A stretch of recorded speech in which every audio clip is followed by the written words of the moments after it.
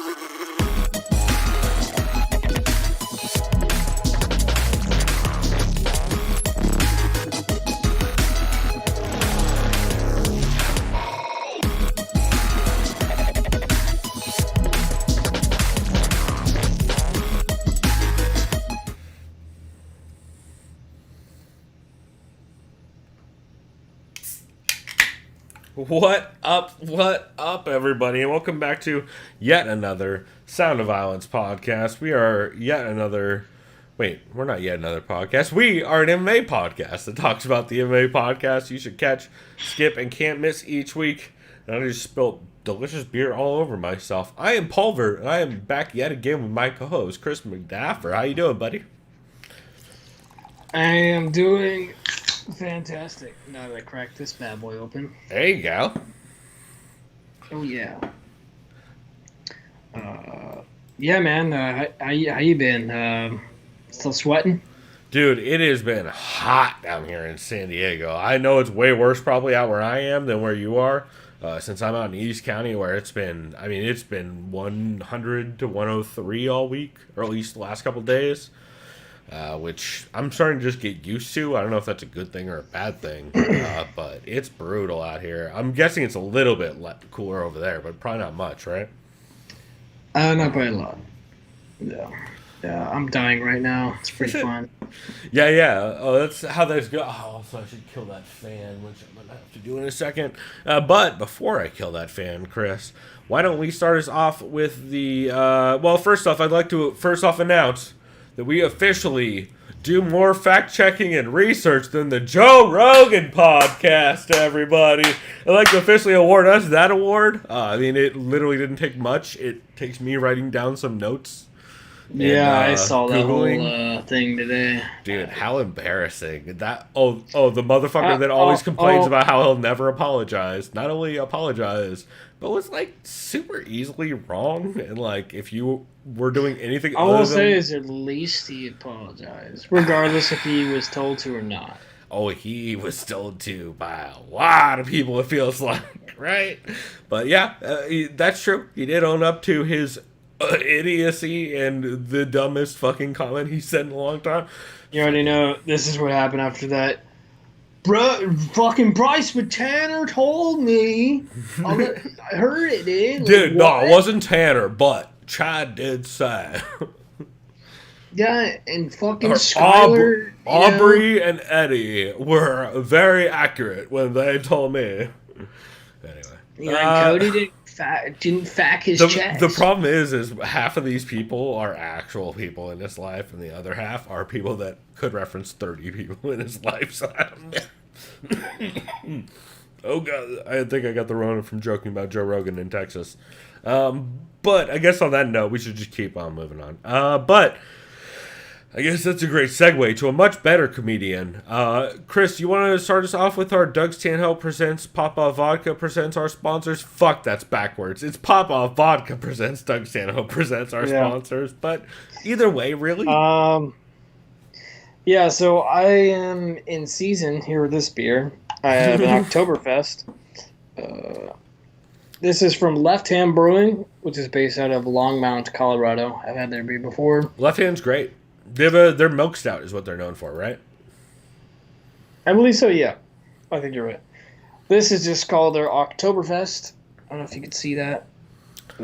I can, yeah. Oh, that's kind of a dope tiger or cat. It says, I'll tell you, Martzen Lager Oktoberfest. Toasty malt flavors dominate upfront and noble hops lead to a spicy and superbly clean lager finish. 6.6 ABV, 24 IBUs.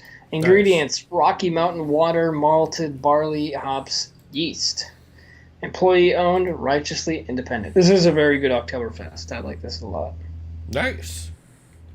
Yeah, that sounds great. I got this at the keg. Yeah, that sounds like a real back notes. There's no molasses, no like overly saturated sweetness like a lot of other Martzens do. I did try Society's Fest beer, their Martzen, because a woman that works there, who I've seen before because I go to Society quite a bit, she stopped by my brewery. I don't know if she remembered who the fuck I was. I bet she's one of the servers there. Yeah, one of the beer tenders. I think I know who you're talking about. Yeah. She said, "Hey, I got a gift for you guys," and I almost was like, "How the fuck do you know where we are?" Because no one from any other brewery usually goes to our brewery. Well, unless they like specifically know you guys. Yeah, like, you guys are one of those. She probably remembered me, or she heard me say our brewery's name, which I won't say because it makes it more fun. Even though you probably already know which brewery we're from. Well, not just that, but you guys. I would say you guys in society are like very much aligned, not in the same style of beers you make, but the same way you approach beer. Either way, the Society's Vesper, it was good. To be honest, I wasn't blown away by it. But then again, a Martzen is It's very much not a Marzen, is the thing. It's way more fest beer. Yeah, it's more lagery. Way more lagery, yeah. And that's fine. I liked it. It was drinkable. It was refreshing. But if I compare it to this one right here, I'm like, well, I just have to go with this. If you're talking about getting a Martzen. Left Hand Brewing, this is really fucking good. Yeah, no, that sounds like much more like the more classic style, like sweeter, more like malty-based Marzen. Whereas, yeah, the one from Society is very much, and they even said, I think, when they started putting it out, they're like, this is very much not a Marzen and very much a fest beer. Yeah. Where it's like much more in that like clean, drinkable, like, think about it this way, right? Everybody's seen the movie Beer Fest. Think about how there's the orange mugs, there's the brown mugs, and there's the like Bud Light looking mugs.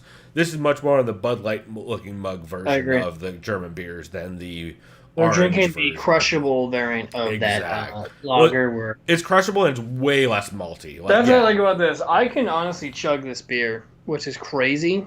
Yeah. You know what I'll do? On our next segment, I'll pour it into a glass because I have no idea what this looks like. That's a great idea. So, well, on that note, I am drinking this week. I will say, for the record, I am wearing a sweet Luau Room shirt. I know what you guys are thinking. Is this fucking shaved-headed idiot part of the Boogaloo Boys? No, fuck those idiots. But I am a big fan of Coronado. Well, no, that's a bad segue considering how many white people are in Coronado. But I'm a fan. They're mostly white lawyers, but yeah. Well, that's not better, Chris. But it's arguably worse. But I am a big fan of the Hotel Del, specifically not the Hotel Del, but the Luau Room, which used to be the old Tiki Room inside the Luau or inside the Hotel Del, way back in the I think 70s and 80s. 60s and 70s, something like that. Maybe 50s and 60s. Originally, I think I've talked about this before, but originally one of the first the Bally High and then the Luau Room in Coronado, or the Bally High and Shelter Island, the Luau Room in Coronado at the Hotel Del are like the two early tiki bars, and kind of they were like the more acceptable ones. It's not like I do have a Chi Chi room, the Chi Chi Club or whatever it's called shirt also somewhere, which is like the shady mob-owned San Diego tiki rooms back in the 50s and 60s. But I say all that because I want to segue into what I got. And so I went to Stone Brewing today down in Liberty Station. If you guys are in San Diego, I cannot recommend going to Stone Brewing more. They are doing social distancing, arguably the best I've seen in San Diego. I mean, they have so much space, like outdoor space at that location, since they're in the middle of Liberty Station. And I think they go by both. But anyway, big outdoor area, and everything is done. Essentially, you sit down at your table, and you only see servers when you order off an app, and then they'll bring you stuff. It's very well done. Everything was great. Of course, their food is fucking fire as always.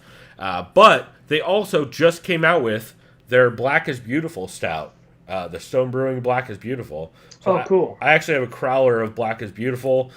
Full disclosure, this is a 10% double or a 10% IRS or Imperial Russian stout. So I might be hammered partway through this episode. Also, you will notice I got a crowler.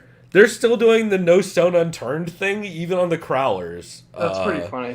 Yeah, I laughed my ass off when I was with them. It's a dumb marketing gimmick.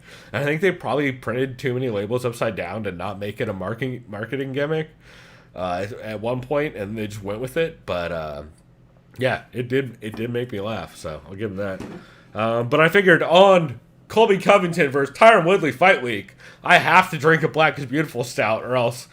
I'll put it this way. I'm sure as fuck not drinking, as good as it is, I'm not drinking North Park Beer Co.'s Covington beer this week. You know what I'm saying? Yeah, when I was picking out some beer, I was looking for a Black is Beautiful. I did see one. Where the fuck was it at? Jimbo's had one. They probably had. I think it was the second chance one that I had, but it might have been someone else. It was either Second Chance or I think Amplified maybe, or somebody like that. Might have been them. Yeah. Anyway, but yeah, of course, you guys know I gotta be drinking Black is Beautiful this week. If you guys have not heard about Black is Beautiful, go back and listen to our episode. If you look at through our YouTube, you'll see the thumbnail with the Black is Beautiful logo on it, or me holding up a Black is Beautiful can, where we talk more in depth about that. Or you can go to, if you Googled Withered Souls Brewing, and you Google Black is Beautiful Stout, you'll find all kinds of information on it. Essentially, it's collaboration where the people who brew that beer donate the proceeds to a BLM charity. Like, I think, for example, for Stone, it's NAACP, and everybody chooses. I think everybody can choose their own and all that. But cool to see Stone doing it because they didn't have to.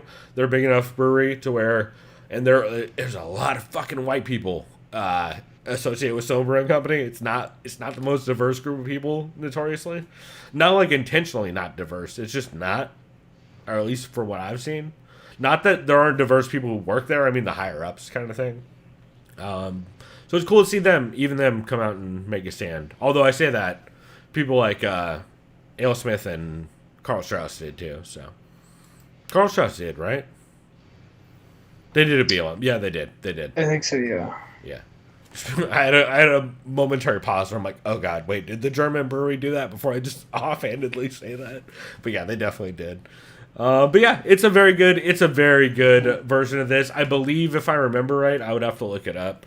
I looked at it earlier today. I believe it's the base beer, and then it's aged in bourbon barrels with, I forget what, some other spice and some other. I'll pull it up at some point, but nonetheless, very good beer. I still say the North Park Beer Co. Black is Beautiful Stout is my favorite that I've had. I don't know about you.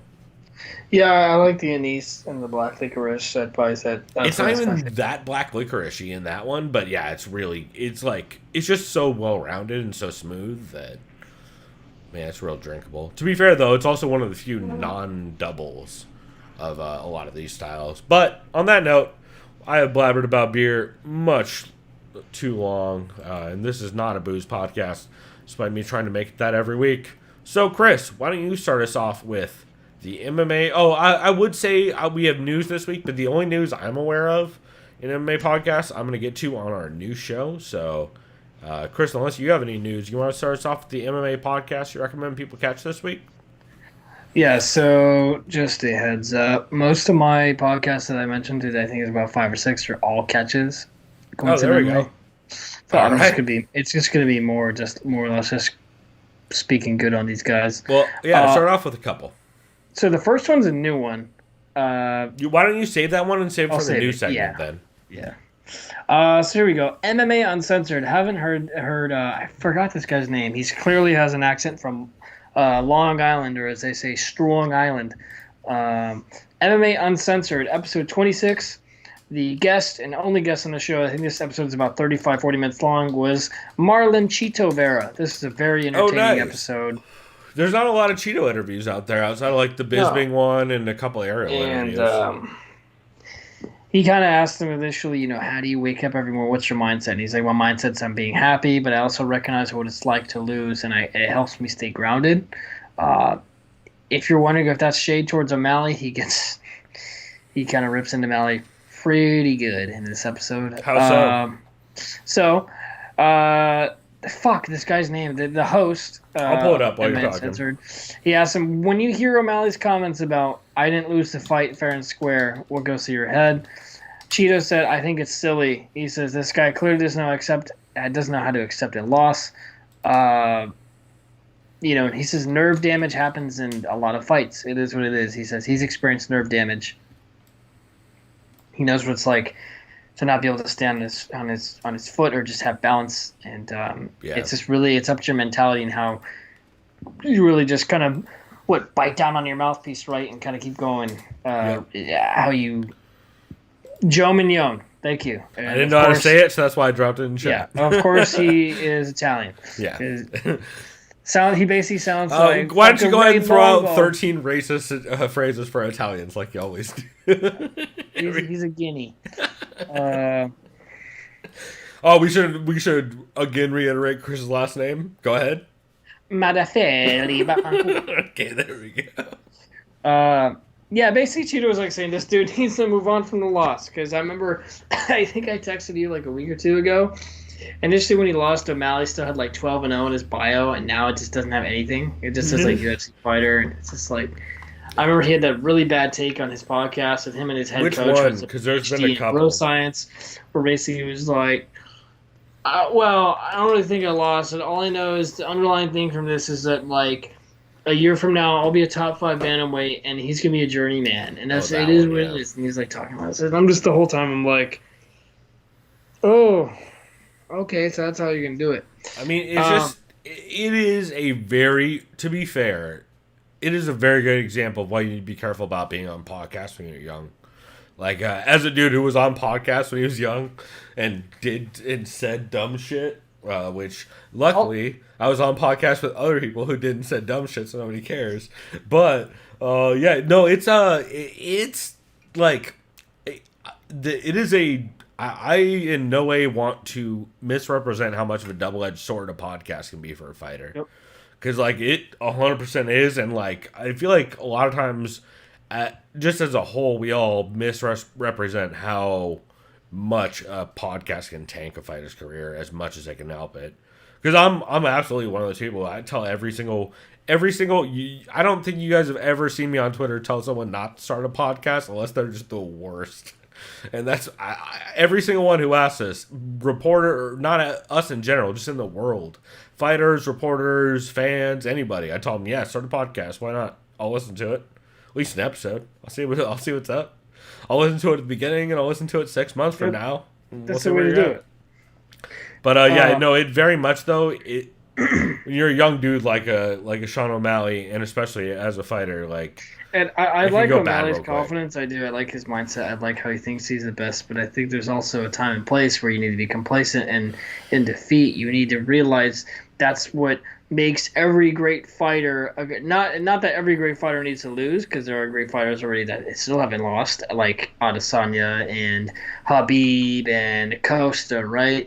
But then there's other fighters, and the reason why I'll bring this example up, I know you may not like it, is Conor McGregor, for example, right? He's lost before early in his career. Oh, you mean the alleged rapist who's showing his dick to people in random countries? Right? So my point is, O'Malley has discussed in the past that he's already like a needle mover, right? People comparing him to Conor, and because Conor, what he did is, before he even had a top 10 opponent at featherweight, he was talking his talk and doing all that, right? And to be fair, though, Conor was killing dudes in Cage Warriors. Yeah, and to be fair, so was O'Malley. Conor had already lost. So I think he kind of already had that edge where O'Malley is now. Because when Conor was 25, he'd already lost. You know what I mean? So maybe that already kind of helped his confidence. So he's like, well, I've already lost. I'm twice. Just starting to kill Yeah, the Joe Duffy lost in the other one. I think I think what O'Malley needs to do is he needs to recognize this is the loss. It's not a big step. It's not a big setback at all. It's just part of the process. If he really wants to maintain his focus and the same confidence and drive he had before, he can't let this loss overshadow any sort of success he may think he's done, which I think the dude's already been successful, even though he's like, 26 now? I'd like to... Or he's 25. What I'd really like to see is him add someone to his team. Because we haven't really seen him work with other people other than Tim. And I know he does, but, not, active fighters who are, actively... I think someone like the Team Body Shop in California, with actually shouts out to the homie Adrian, but with all those dudes, some gym that is going to be like that is going to be super wrestle heavy, super grindy, and just grimy as fuck. I think that would be so good for him. I know we've mentioned this before. I wish he would be with Eric Albarracin. I can't remember the name. Yeah, I'm not. I can't remember their team, but I don't even know if there is a team name for them. I think they're kind of just. I mean, they're in Arizona. I think that'd be the best for O'Malley. But I know you mentioned I would have said fucked by his opponents, but his teammates. But I don't think that's bad. Well, no, especially since Cejudo's retired, right? Dude. I would love Cejudo as my, say, co-captain or whatever the fuck. Yeah, but O'Malley talked way too much shit about Cejudo. Yeah. I mean, I'm not saying you can't amend shit like that. It's possible. Yeah, but, also, I think there's probably it's not like Cejudo would welcome me. He's like, oh, motherfucker, now you want my help, right? You talk all the shit, which I get. Anyways, I'll move on. Episode 26, though, of this podcast. Dude, it sounds pretty good. Joe asked also Cheeto So, he's like, what did you do after you won? He's like, I drank shots after shots after shots of whiskey. Who said that? Cheeto, and he said he had a really bad hangover. Did he say what kind of whiskey? Yeah, he said Jack Daniels and Johnny Walker. What? That's the weirdest combination. Yeah. And, man, that's how you know... He said he'd have a worse hangover. It wasn't for his wife. He said, yeah, my wife stopped me. She's like, honey, you need to stop. Yeah. Also, that's some casual ass booze choices. I know. And Joe was like, oh, I love Jack Daniels. Joe, I can tell he's kind of like, there's better choices. He's kind of just saying that. No, to be fair, Jack Daniels has a very specific place. The first time I ever drank was Jack Daniels. I used to drink the honey one before I would sing, because it's warm and it's smooth. I mean, it's not like good, it won't trash your throat. Yeah, you can't have cold. I remember someone said, you want a beer? Chris used to be in a band, you guys. You're like, I can't really have a beer because then I'm gonna sound like shit. It's doable, but it's why do you think all those? Not that I'm a country singer because I don't like country. Why do you think all those country motherfuckers would be down in whiskey and shit during the concert? I mean, to be fair, it's hard to drink Guinnesses from that Irish bar we used to play at and then go up and sing, right? Or someone's like, dude, I got you a scope, and I'm like, thanks, you hate me. Yeah, no, we got you nothing but Fireball and Guinnesses. I hope you're ready, bro.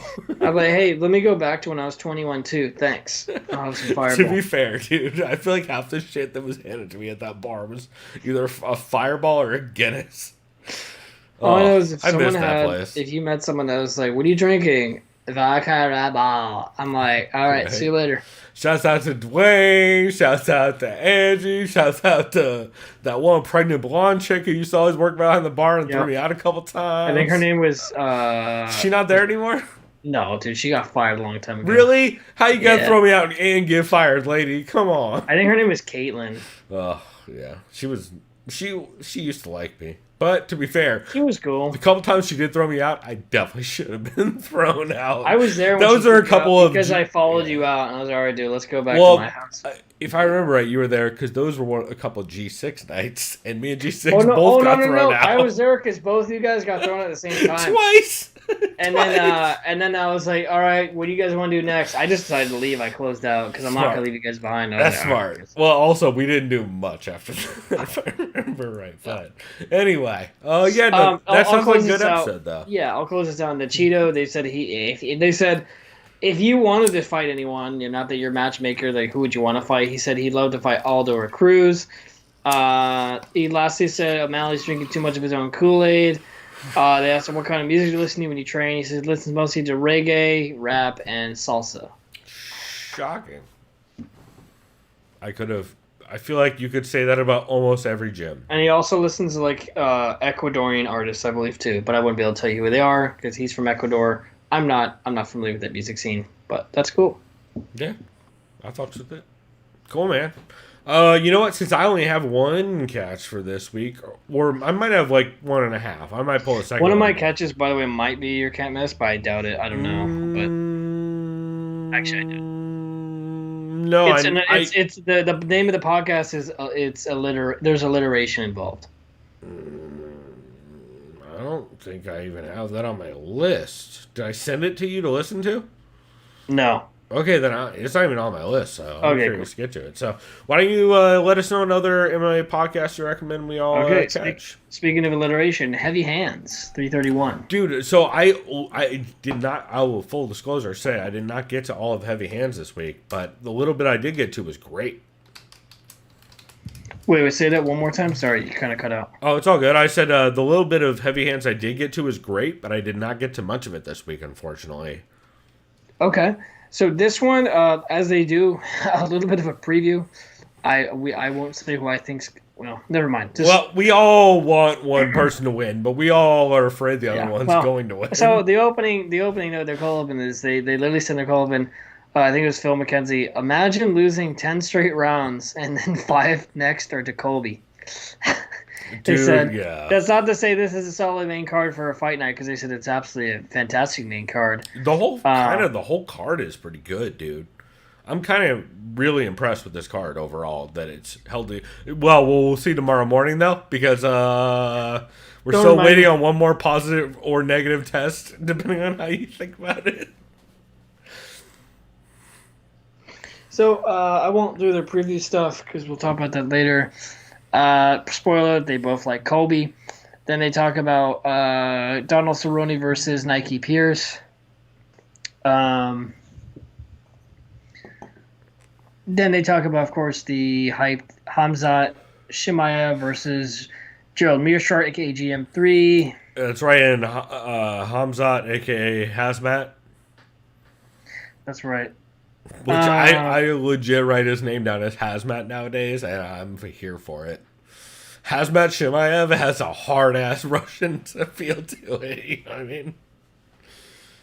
He feels like he's a villain in a fucking Resident Evil game.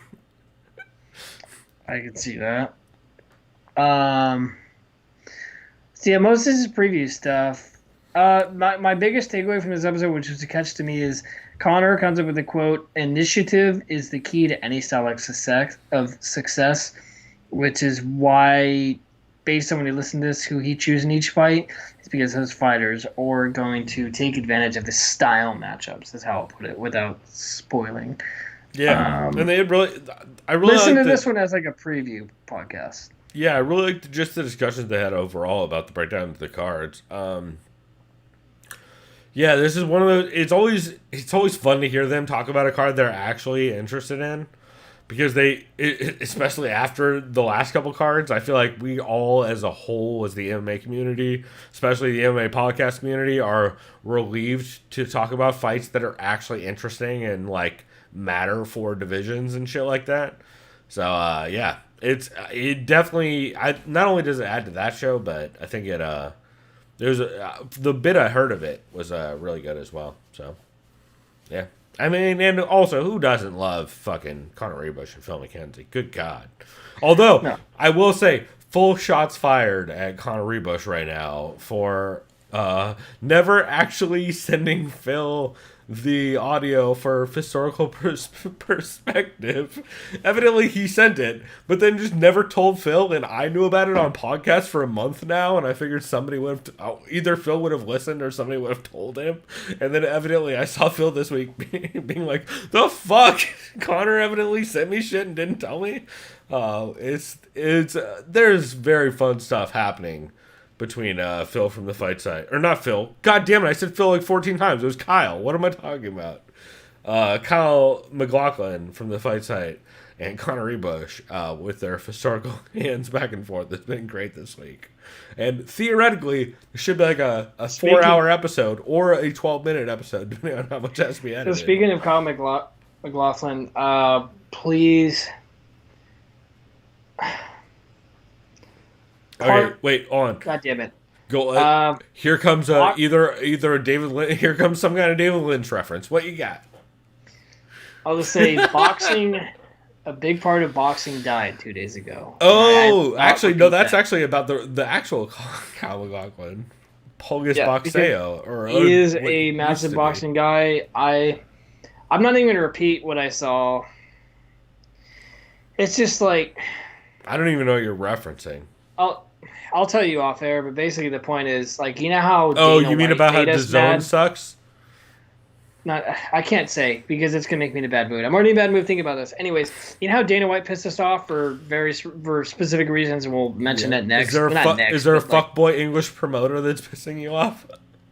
I'll just say there's a fuckboy fighting a boxer that shouldn't be fighting. Oh, yeah. I heard rumors about that. Let's not even address that. You're right. 100%. I just wanted to... death to fucking racists. I can't. Yeah. That's just my... 100%. It's just like, you know how boxing got good again? And it's right when it's that infinite time loop of, like, where boxing is pure shite. And it's like, oh my god, it's good again. Heavyweight, lightweight, welterweight, and all of a sudden, oh, meaningless fights that should never happen, and this person should never have that sort of thing. He's actually a piece of shit in real life. Why are they giving him on the pedestal? Oh, and then we're back. Yeah. Right? So that's the problem I always have with the argument. It's like, bro, trash fights bring attention to the sport. It's like, yo, really? Because who watched sport for entertainment? Exactly, Chris. That's exactly my point. Like, yo, hey, go ahead and or raise your hand. Barstool's fucking rough and rowdy. Raise your hand. As dumb as Barstool can be. 100%. Well, and racist. Let's go ahead and say what it is. Yeah. But like, raise your hand if anyone watched the next Bellator card after Kimbo Dada. Nobody watched the next card. Nobody did. I did, but that's because I watch most Bellator cards. Like, it doesn't. God, I saw someone comment. The whole reason the zone is falling apart. Okay, yeah. Bellator. Can we just talk about real quick about that Raymond Daniels thing? And it's so good. Dude. So I'll get into it. Actually, you know what? God. Fuck it. I have another podcast that's a catch, and it gets into that. But is it Big John and Josh? Someone commented more like Bellatard, and I'm like, God damn it. Well, first off, that person probably shouldn't be allowed to have a Twitter account anymore. That's not nice. This is Reddit. Oh, okay, yeah. Actually, no, that checks out. I feel like Twitter, you would actually get in trouble for that. On Reddit, Twitter's worse. I mean, it is, but like Reddit thinks they're more clever, which kind of makes it worse. Reddit is for people who don't have Twitter accounts or don't want Twitter accounts or don't know how to use Twitter. I feel like Reddit is for either very clever people or people who put a lot of time into sounding dumb. I feel like there's no in between. But what do I know? But anyway, absolutely. The Heavy Hands episode from the bit I heard was good, and it sounds like it was good overall. You want me to throw out the one catch I have for this week? Yeah, please. So my catch for this week, and I'm now realizing, as I say this catch, you guys are going to figure out later on why I clearly have a weird bias in this episode towards someone whose content I think was really good.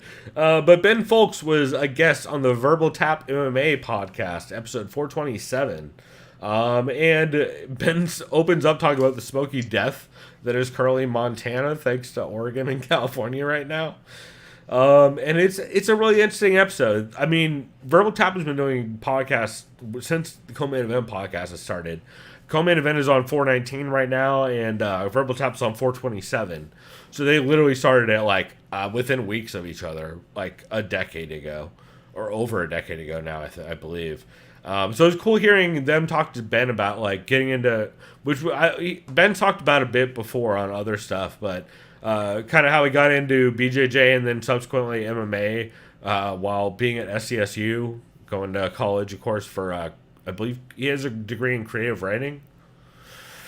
I think that's like technically his degree. So, it's like creative writing and journalism, something like that. So technically, I don't know if there's a degree in specifically Well, creative right. writing. So it's a journalism degree with a focus on creative writing kind of thing, right? Yeah, it's kind of whatever you want to call it. It's how you phrase it, technically, yeah. if I'm realistic, that's my degree as well, because all I was really good at was, an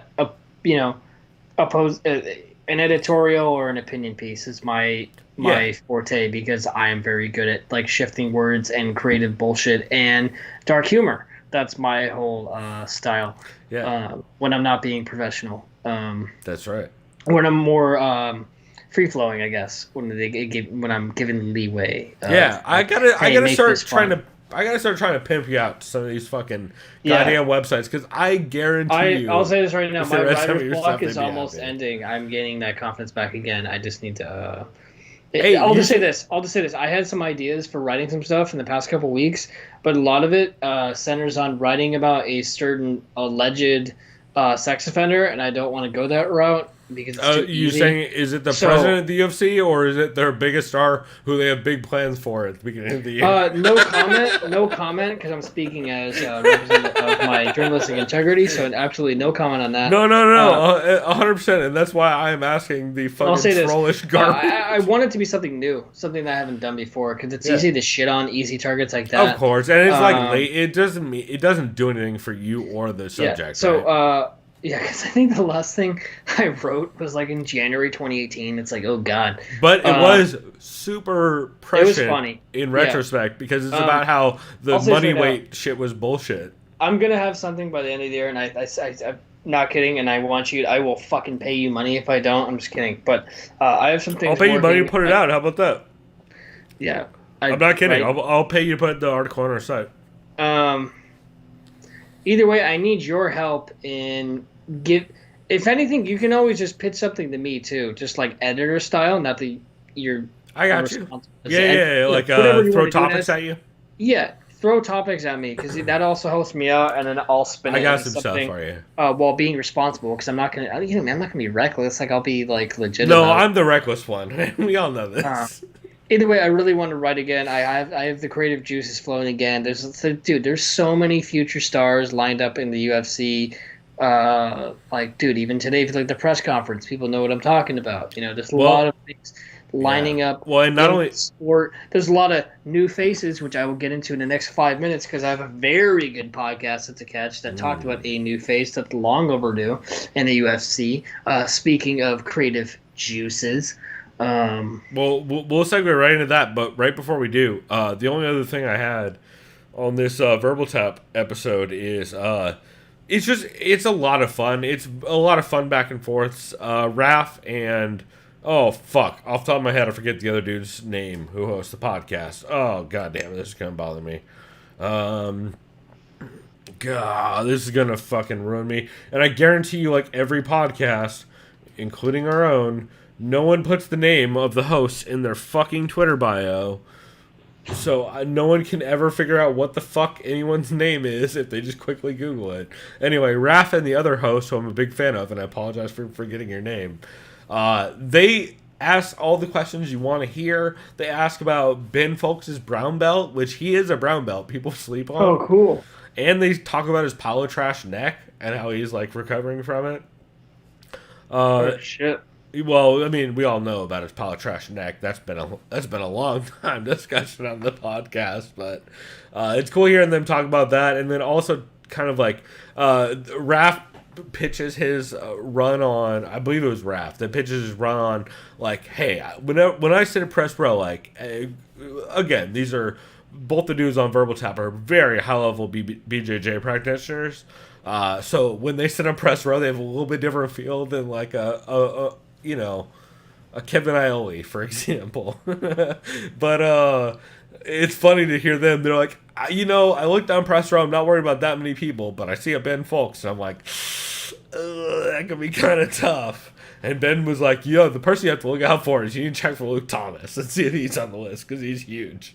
But it was fun hearing them joke about that. They also talk a couple of interesting points that I heard them bring up, which, man, is so accurate. And I, as an outsider, didn't see it. But, Chris, you'll immediately recognize this. The ESPN is essentially what they're saying. They've essentially adapted the MLB style of programming for MMA, where you just put out content constantly. There's just always something. And, like, whether it's news stories that are barely relevant, but they just happen to be on because you can have news every day, or whether it's 8-hour broadcasts that half of it is not actual broadcast content, most of it's like people talking before or after, all that stuff. And like, I thought that was a very poignant kind of comparison, right? Because like, you're much more familiar with MLB content than I am. Yeah, MLB content has been fantastic when it's okay. Some of the ESPN guys are good. Like we should specify ESPN MLB content. Carl Ravitch is okay. I like Harold Reynolds for sure, but as far as ESPN content, the only good thing I like is the Insider, which is Jeff Passan. He's been absolutely fantastic. That's actually the only show I've actually heard the name of. He jokingly grills other journalists. That's as a joke. He's not being professional, but Jeff Passan is absolutely probably my favorite MLB Insider, and he works for ESPN. MLB Network, though, I feel like is kind of where it's at is in a lot of aspects as far as. Oh no, Harold Reynolds is with MLB Network. I apologize for that misinformation. I just have to put that out. To be fair, I couldn't tell you the difference. So MLB Network has been solid, but yeah, as far as like pumping out content, MLB is an apt comparison because of COVID, but it's always going to be NFL. Well, I would say, how's the comparison on the ESPN coverage of both MLB and MMA?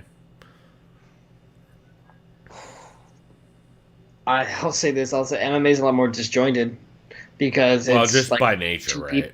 It's just two people reporting. It's maybe a couple singular people at MLB as well, but they're always kind of in unison as far as like reporting the same information, same accurate information, on time. Like MLB, you have insider Bob Nightingale, right? Or Ken Rosenthal from MLB. Right. And they'll report, okay, it's been 19 straight days without a positive COVID test. Right? Could you imagine if MMA made it 19 days? Anyway, let's, apart from all of that, a very good Market episode Zero of Verbal Tap, episode 427. I really loved it. There's also some fun jokes about Dana White's temper, especially like how red he turned at the GSP Hendricks post-fight presser. There's some fun talk about some interesting talk, I should say, rather, about how it's harder to care about individual fighters nowadays than it was a decade ago. I think that's kind of indisputable.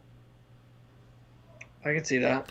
Like, could you name, how many fans do you think, let's exclude Conor, right? Because it's Conor and Ronda, let's say. Let's exclude both of them because they're kind of anomalies. Like, a decade ago, there was 20 fighters that everyone was like, this is my guy. And, I don't know that people distinctly identify with fighters the way they used to. Like a Chuck Liddell or, Randy Couture or fucking Boss Rutan or really a thing. Obviously Chuck and Tito kind of started something. Chuck and Tito is kind of, you know what, that's actually the best argument. That's the best one, but if I'm honest, it's probably Brock Lesnar. I mean, and arguably Honestly. that's the end of people caring about fighters, right? Is Brock Lesnar? It was good and good and bad because who is it brought anybody all the actually WWE nerds.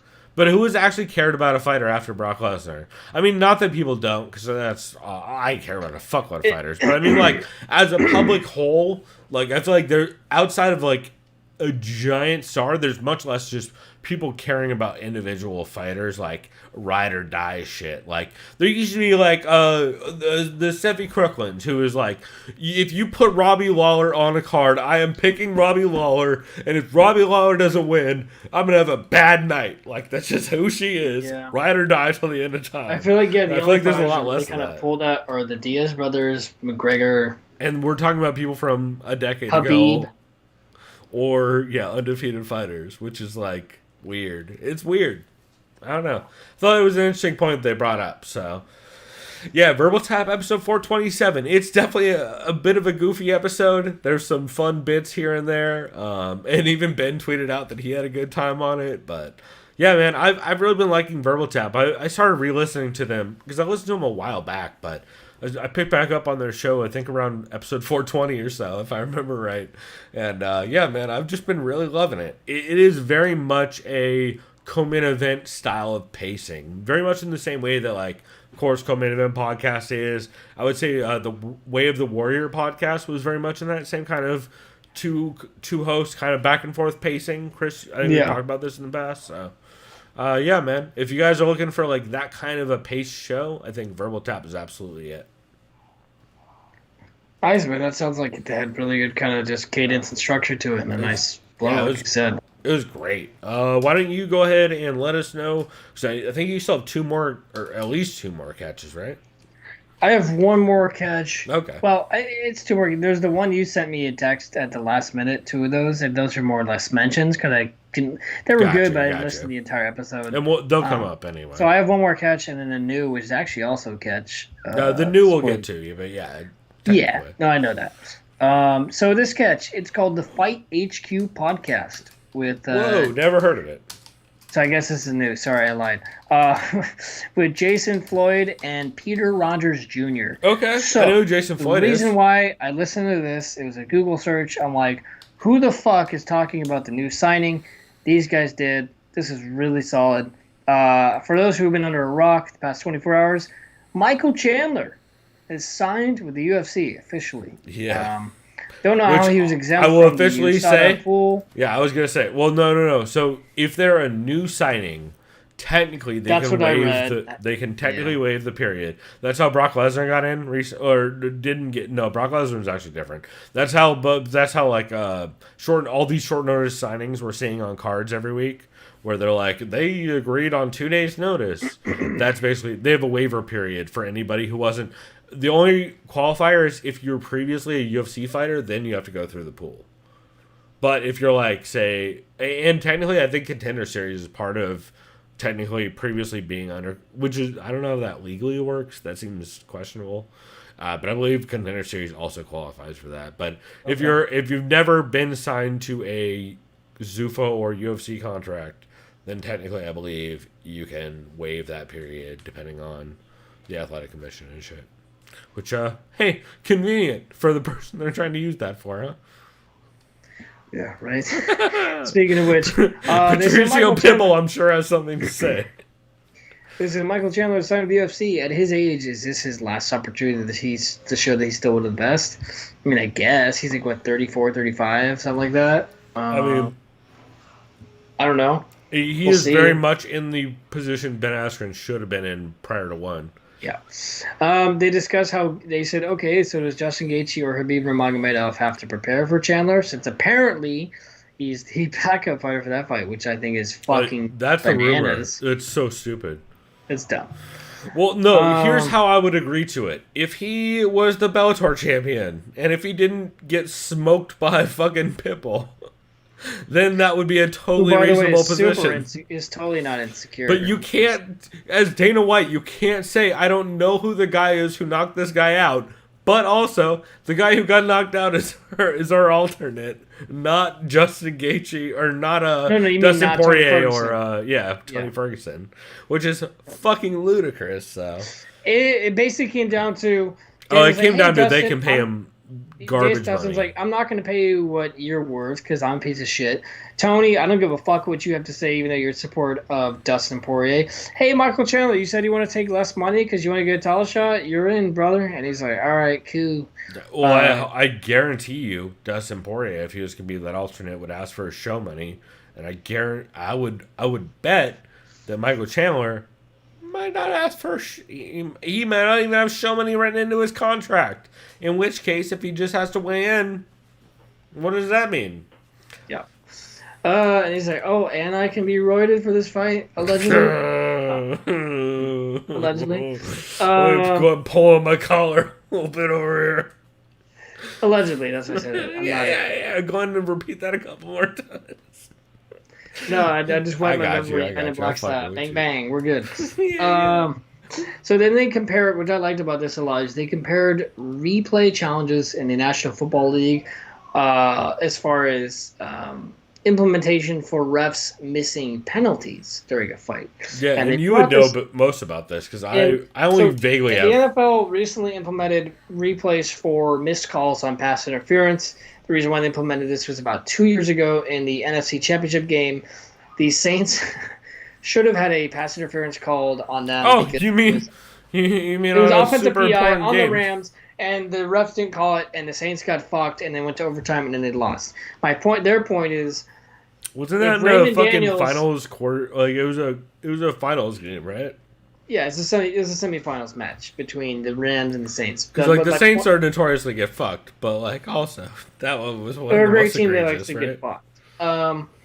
Anyways, the point is, they said if there's a bunch of fights where refs say they missed, like a fighter grabbing the fence, right, or kneeing someone in the head, a la Connor to Habib, right, or Raymond that Daniels was one of kicking them. someone in the balls 3 times. there Twice, needs to be but some to be sort fair, of- you only needed 2 times Yeah. to kill him. there needs to be a sort of way where the head coach can like challenge. That's what their whole point is. That's And bullshit, though. You can't do that. Yeah, You can't stop. You can't stop real time. I know you can't stop the flow compact. Now, what I would say though is, anytime the clock stops, you can check the replay. I don't see why not, because the replay could save you time you shouldn't be saving. So anytime the clock stops, I think the replay should immediately, everyone should look at the replay. I mean, that's what happens on the broadcast, right? There's no reason not to. The only reason they don't is because they don't want to bury their own fucking commission and refs, which they should if they're making bad decisions, you know? I agree. The main thing they also got to is they talked about the regional scene MMA, like local amateur scene and fighter pay discussion. They talk about what's the influence of promoters in regional scenes and how it shapes commission decisions. Yeah. They mentioned, I think it was a fight with Frank Mir, and I can't remember who it was, but Frank Mir at one point was having a fight scheduled or lined up, and they saw the ref, and he's like, nope, I'm not fighting if that guy's reffing. And he went to the commission, and they're like, all right, we're going to give you a different ref. So you can actually request different refs. John Jones has done this for every fight, requesting not For to have Steve Big Mazzagatti? John. No, Big John. John Big Jones John. refuses to have Big John ref him. Ever since That's because Big John doesn't call eye pokes. yeah, that's exact. No, you're joking. That's exactly why. Both Big John and John Jones have both like semi confirmed that. Who else doesn't do it? Where he's like I John. think Hurricane calls eye pokes. No, either. he. I think John Jones's quote was something along the lines of, Big John is biased towards me, and then Big John's quote is, John Jones extends his fingers and thinks no one should call him for it. So it's like, fuck it. It's real good. But yeah, no, absolutely. Interesting one for sure. Yeah, man, that Fight HQ podcast, that sounds really good. I need to check that out. Yeah, and then after that, You had one other catch, right? Or no, yeah. They just said, speaking of just fighters reviewing that episode? certain penalties, they said watch out for Michelle Pajeda and how he doesn't get hit and how he's fun to watch, but his recklessness might cost him points down the line. Yeah. Other than that, the only thing I have to discuss is another new podcast. If you want me to talk about, Why don't we save that one for the new podcast segment? Okay. Other than that, the only thing I got is one of the ones that is the other two that you had sent to me last minute to discuss. We'll get to those in a minute then, I think. But yeah, man, that sounds really good. I'm gonna check out the Fight HQ podcast. Let's see. Did you have a skip for this week? I did not. I did not either. I don't know. There were shows that I could probably recommend you skip, but they weren't like egregious. Like, probably don't listen to Joe Rogan lie after he had to apologize for lying. But like, I feel like that's not worth mentioning. Like, that's self-explanatory. So, Chris, why don't you let us know the MMA podcast you recommend people can't miss this week? So don't really have a can't miss. Oh, well, then I will go into my can't misses because I got 3, but they're all kind of the same thing. Cool. So my can't miss for this week is the Co-Main Event podcast. Man, the Co-Main Event podcast is so fucking good. And, like, I know I talk about this show a lot. We both talk about the show a lot. Anybody who listens to podcasts talks about this show a lot. I feel like I don't give enough credit to how good their fucking Patreon is for just like their regular weekly episodes. We talk a lot about like their one-off episodes for TV shows like Kingdom or movies or their one-off episodes for like old cards like Affliction or stuff like that. But I don't talk about how good just every week they put out their regular flagship episode. That's not what they call it. Fuck, dude. It's the mothership episode. No, it's not the mothership. I did this last week, and then I heard it on the podcast, and they referenced it because someone wrote it in, and I was like, "That's what they call it," and I didn't write it down. Now I'm doing it again the second week in a row. But their main episode for 419 was really good. But honestly, their Patreon is. I feel like if you're not listening to their live chat on Wednesdays and their Power Hour episodes on Fridays, you're really only getting a portion of what that show is every week in like a very serious way, which also live on the podcast, Chris is going to find out. Chris, right now, after this show, I'm buying you a subscription to this podcast on Patreon. Okay. So congratulations. You now have a lot more Co-Main podcasts to listen to every week. I can't complain about that. More co-main is good. I mean, honestly, I need you to be listening to it because it's getting good enough to where I need you listening. So that is why I am officially using the money that we don't make from this show to make that happen. So I mean, I'll just pay for it, considering that my student loans got waived again. So like, don't even worry about it. Well, I'm just saying. Now you're ruining all my good faith efforts. I know. I'm ruining your generosity here. We'll talk about it afterwards. But nonetheless, I did want to shout out how good this was. Real quick, I'll just run through some of the stuff that stood out. Episode 419, it was an all questions considered episode, which is one where they basically just take questions from the fans and answer them. They talk about Angie losing the closest decision and how much her style plays into those splits. They talk about the Bellator cards that went on, the Conor allegations, the Woodley versus Covington fight feeling different nowadays, and why that is both good and bad. And then, as you guys heard on the intro, they discussed the Gaethje and Dana both went to, and Colby Covington, it should be noted, and Henry Cejudo. But the 3 people who are most relevant are the 3 people who have also, Sean Sheehan, you are correct. I'm also buying Chris a Severe MMA Patreon. That was going to be part of it anyway, but you're right. I should say it on the podcast to make it official. So, because I also need you listening to some more Sean Sheehan stuff. So. Yeah, hey, Slanche wa brad more egas Boston Erin, if I remember the fucking phrase right. I believe it's what is it? What's that phrase? It's long life. Oh, what is it? It's something along the lines of good health, good health, a big penis, and a death in Ireland. I think is what it was. The way that goes. The Irish. Shouts out to Three Sheets episode for Ireland. If you guys have not watched the show Three Sheets, absolutely go check that out. And yeah, like how Sean Sheehan was able to slip in a Patreon plug, even though I was already had one in the books, just off of his content. So, yeah, honestly, that was going to be part of my plan. But shouts out to Sean Sheehan for ruining all my secrets. Anyway, where were we? Right. So, Chris, somehow, as you guys heard on the intro, the UFC decided the best way to handle this is to have Gaethje and Dana and Colby Covington all in an indoor Trump event with no masks the week of a fight. And also, Dana was at Contender Series this week, and also Dana is shaking hands with everyone.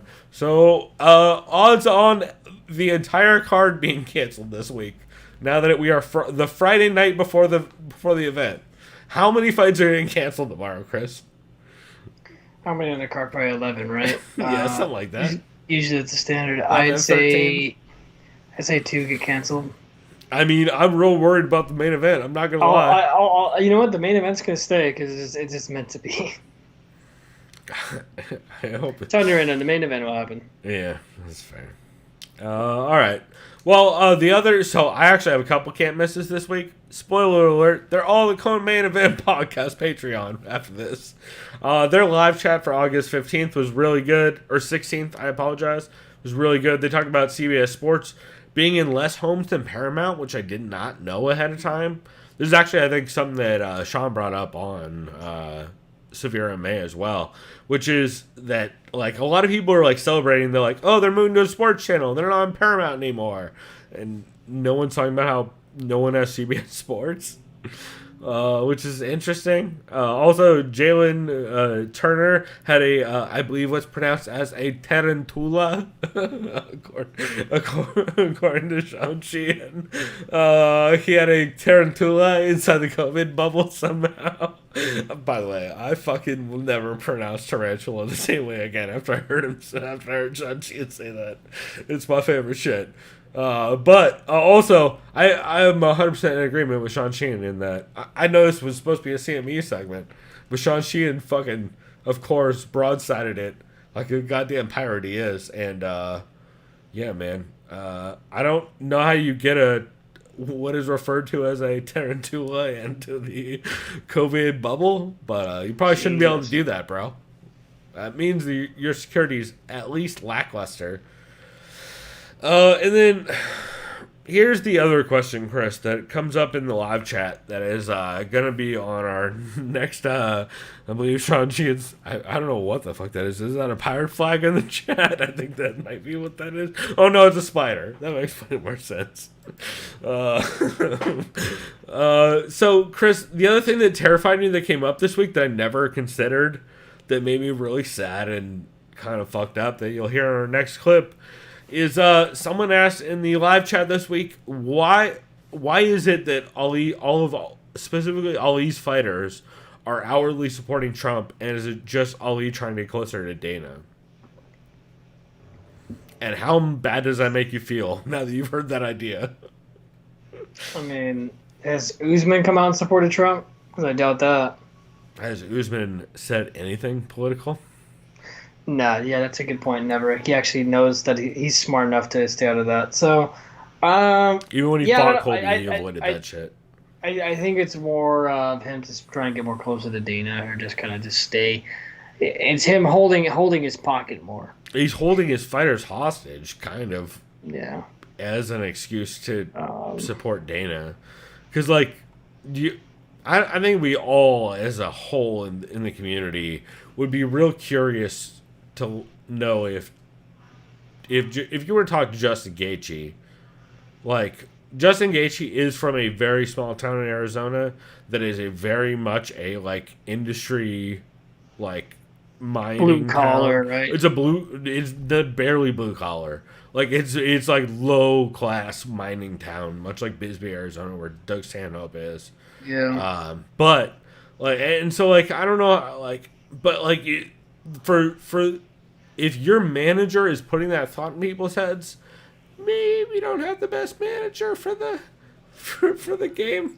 Maybe not doing. What's next? Frankie Edgar or Cody Garbrandt saying like, "Yeah, Trump 2020, bro." To be fair, it would be less offensive than the other things they've done, supporting fucking people who kill gay people. So yeah, that whole thing. Jesus Christ. Jesus Christ. Had to remind me. Oh, this place is the. Where is the world? This is upsetting. Anyway, other sad news. I'm just kidding. Co-main event. The other episode I wanted to mention is their Power Hour episode they did for September 18th, where they basically take 10 news stories and talk about them. So you get everything from Chandler signing with the UFC to the UFC undercard being pretty solid. Why weren't Colby and Tyron at the presser? The Dana White sex tape extortion accusations and case. And also how Dana White might be violating the Mann Act, just like Jack Johnson. Hey, Sean Sheehan. I appreciate you dropping in before you head to bed. And also, we would like to be the first to say, in solidarity, fuck Tito Ortiz. And he is a trash person. I saw that motherfucker comment. All lives matter. No, yeah. Well, no, it's worse than that. He called Tyron Woodley a terrorist for saying Black Lives Matter at the pressers and wearing a I believe it was what was the fucking phrase on his hat? Racists can catch this fade or whatever it was.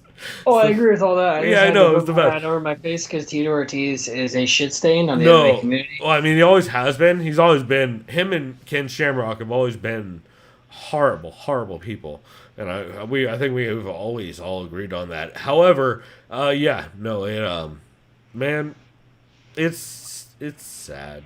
It's sad. It just makes me sad. So fuck Tito Ortiz and whatever Huntington ass leaking boat he rode in on. And then that basically wraps up the co-main event stuff. But it was really good. Chris, you said you had a new show, right? Yeah, it's called the Food Fight Podcast. They talk about MMA, boxing, Hold on. and food. The Food Fight Pod. Okay. You got my attention because I don't even know how this podcast. This is so specific and so unique. I stopped when they stopped talking about MMA. Oh, what? You didn't even listen to the food part? No. What? Any of it? Wait, I think they talked about baking some dope ass bread, but then I think it was really high. Dude. Or excuse me, I was under the influence. No, you were really high. Well, Hey, we're in Southern California. It's recreational as shit. Oh, I know. Yeah. And I think I was also playing PS4 while listening to it, so it's kind of multitasking. We've been on that cannabis life around here. I thought all of us have toned down the drinking and upped the cannabis use a fuckload in the last couple of weeks. So, I might do that for our preview segment because it might be quick for me. Oh, dude, I'm gonna be doing dabs during our preview segment. I have a feeling. So you're telling us we're gonna lose you halfway through? Nah, dog. I'm an expert at doing dabs nowadays. I got diamonds. I'm smoking diamonds. I got fucking Black Stars of Death, dog. I'm not doing. No, yeah, that's right, dog. Dog. I'm not doing fucking garbage. Fucking. I'm not doing fucking BHO from the fucking 90s, dog. It's not THC extracts. I got fucking diamonds, dog. Nothing but raw, clear, fucking live resin, dog. You don't know what the fuck is good. I got bear extracts, 85% cocksucker.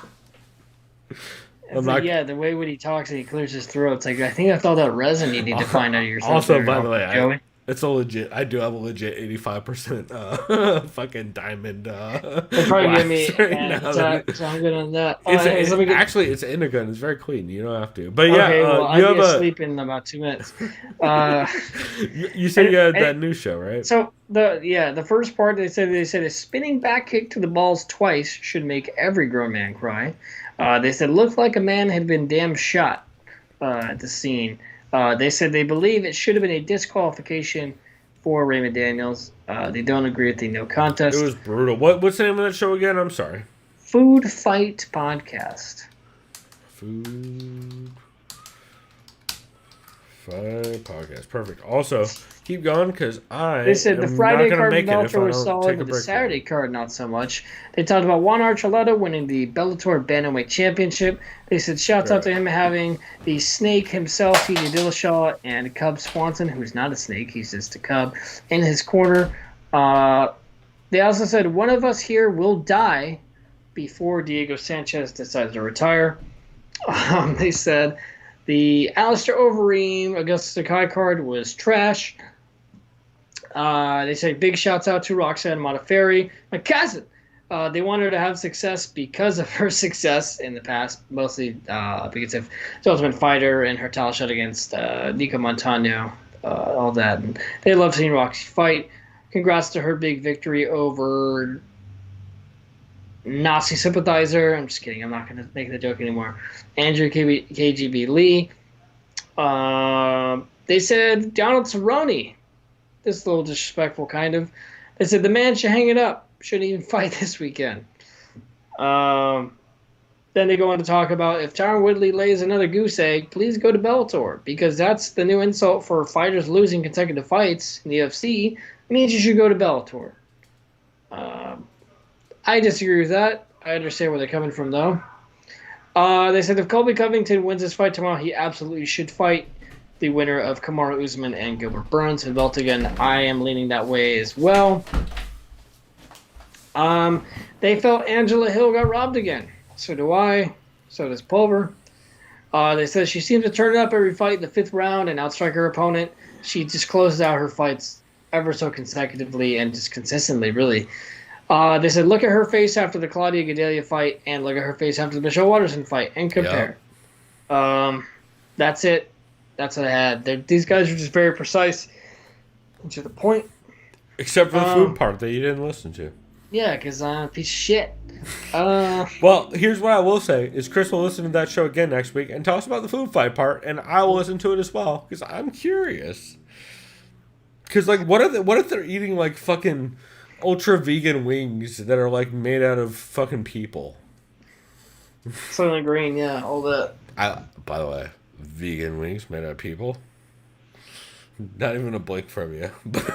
but yeah. No, my point is... Hashtag would eat. Yeah, 100%. No, but yeah, that sounds interesting. I definitely am willing to check it out. So there's dragons and zombies fighting in the background. I don't know if I can still hear you. In my background or your background? Mine.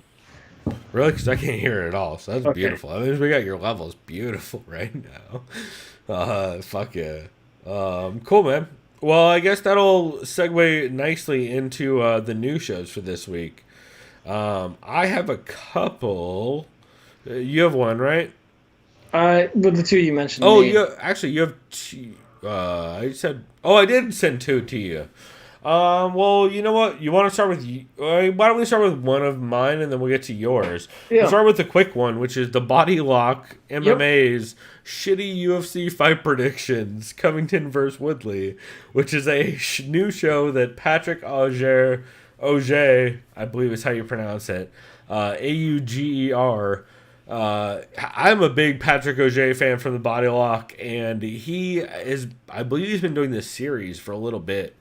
On specifically the I believe he's specifically doing it as a written series on the Body Lock MMA website. However, he's starting to do parts of it as a video / audio concept, and holy shit, is it a lot of fun. He had Ed Gallo on for this first one, and it's fucking great. Chris, what do you think about this off the top? Because I don't know how familiar you are with both Patrick and Ed. I know I've seen their channel before. I've seen a couple videos. I've seen the Body Lock channel a lot for boxing previews when I was... Oh, really? Yeah. And I think it was Kyle McLaughlin that either previewed boxing. That would be the fight site. That's the fight site. See, I get these guys mixed up all the time. No, the Body Lock is, what's his face? The young kid. Michael Fidel. Thank you. Okay, I'm thinking of the fight site. Disregard that. Yeah, for Patrick some reason, I got these Auger. two channels. So Patrick, well, to be up. fair, they all kind of like a lot of them worked together on MMA Sucka as well back in the day. So there's definitely some overlap because I believe Ed Gallo and Patrick Auger both worked on the Body Lock back in the day too. So that could be part of it. But overall, though, the Body Lock, like you've seen, the Body Lock from doing a bunch of cool articles with Patrick Auger and Michael Fidel and a bunch of those guys. Yeah, it was. Those guys are great. I thought this was fantastic as well. I like their shitty predictions, right, as they called it. They talked about... We should clarify. Ed's predictions are very legitimate, apart from when he just clearly says they're not. The name is an oxymoron, clearly. Well, no, not necessarily, because some of Patrick's predictions are absolute trash, but intentionally so. And I fucking was here for it, man. It was a lot of fun. I guess we should clarify, right? Like, so he brought Ed on, which Ed is the perfect guest for this show because Ed is very much a like process-driven dude from the fight site who has very specific thoughts on like processes in MMA and style matchups and how matchups are going to play out and potential outcomes for both sides and that kind of thing. And then Patrick Auger decides to bring to the table fucking chaos. Like, I believe for the GM3 fight, his take was that it all came down to his alternating win-loss principle, which is great. Yeah, his man, I feel like overall this was just like Patrick Auger brings a very much like the kind of preview to a show that a lot of people bring without the like unspoken words about it, about how it's kind of clearly bullshit and about how it comes down to, you know, how I feel at the time. Right? Yeah, I mean, any of the picks that stand out to you? so I liked how they said Gerald is gonna win because he's more pissed. Yeah. He's also one of Saram's unathletic boys. I also like how they said Johnny Walker is like a 25-year-old if you give him cocaine when he fights. Checks out. And then they said Nico Price, or as we call him, Nike Pierce, is going to win because he's on the ultimate flip-flopping tour when it comes to wins and losses pattern. Yeah, I believe. So that means he's due for a win. But they said, can he really pull out a first-round knockout? Because the only time Cowboy really loses in the first round is if he's knocked the fuck out. Yeah. So I believe. I think they were leaning towards him, if I recall. Yeah, if I remember right, Gallo said something along the lines of, there is no actual analysis for Nico Price. Because you never know when he's just going to get someone meme-bombed. And then they were very back and forth on the main event. I think they said it came down to Tyron finding pressure and space to really let his hands go, and Covington not be able to pressure and land takedowns at will. And it's like, we'll get into that. Yeah, I think you guys have an idea of what Chris and I are going to... Everyone has the same take, which is, can anyone trust Tyron to throw punches? Because if he does... under pressure against defense. Well, no, just even to throw, man. Just to throw. Like... yeah, I don't know. Definitely rough. Let's see. And then you had a new show also, right? Oh, I guess also I should mention on that one, they did talk a little bit about Pat had a sweet theory about Colby having a different colored suit than everyone else and why that might be a tell. And then Ed Gallo also had a dope theory about why it might be a double swerve. And they talk about Holland versus Stewart in a very fun way as well. But Chris, you had another new show, right? Yeah, it's one you recommended to me, and I enjoyed it a lot for the first about 30 minutes to listen through it. It was Remember the Show with not John Anik, but his twin brother, Jason, and Bilal Muhammad. Jason Anik looking like he's straight out of fucking Southern California. With that dude looks like so many people I went to school with over the years.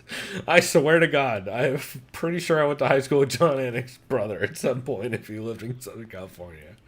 Good God. They mainly discussed the card. That's tomorrow that we'll get into. And then Bilal had his segment called Bullies Bix.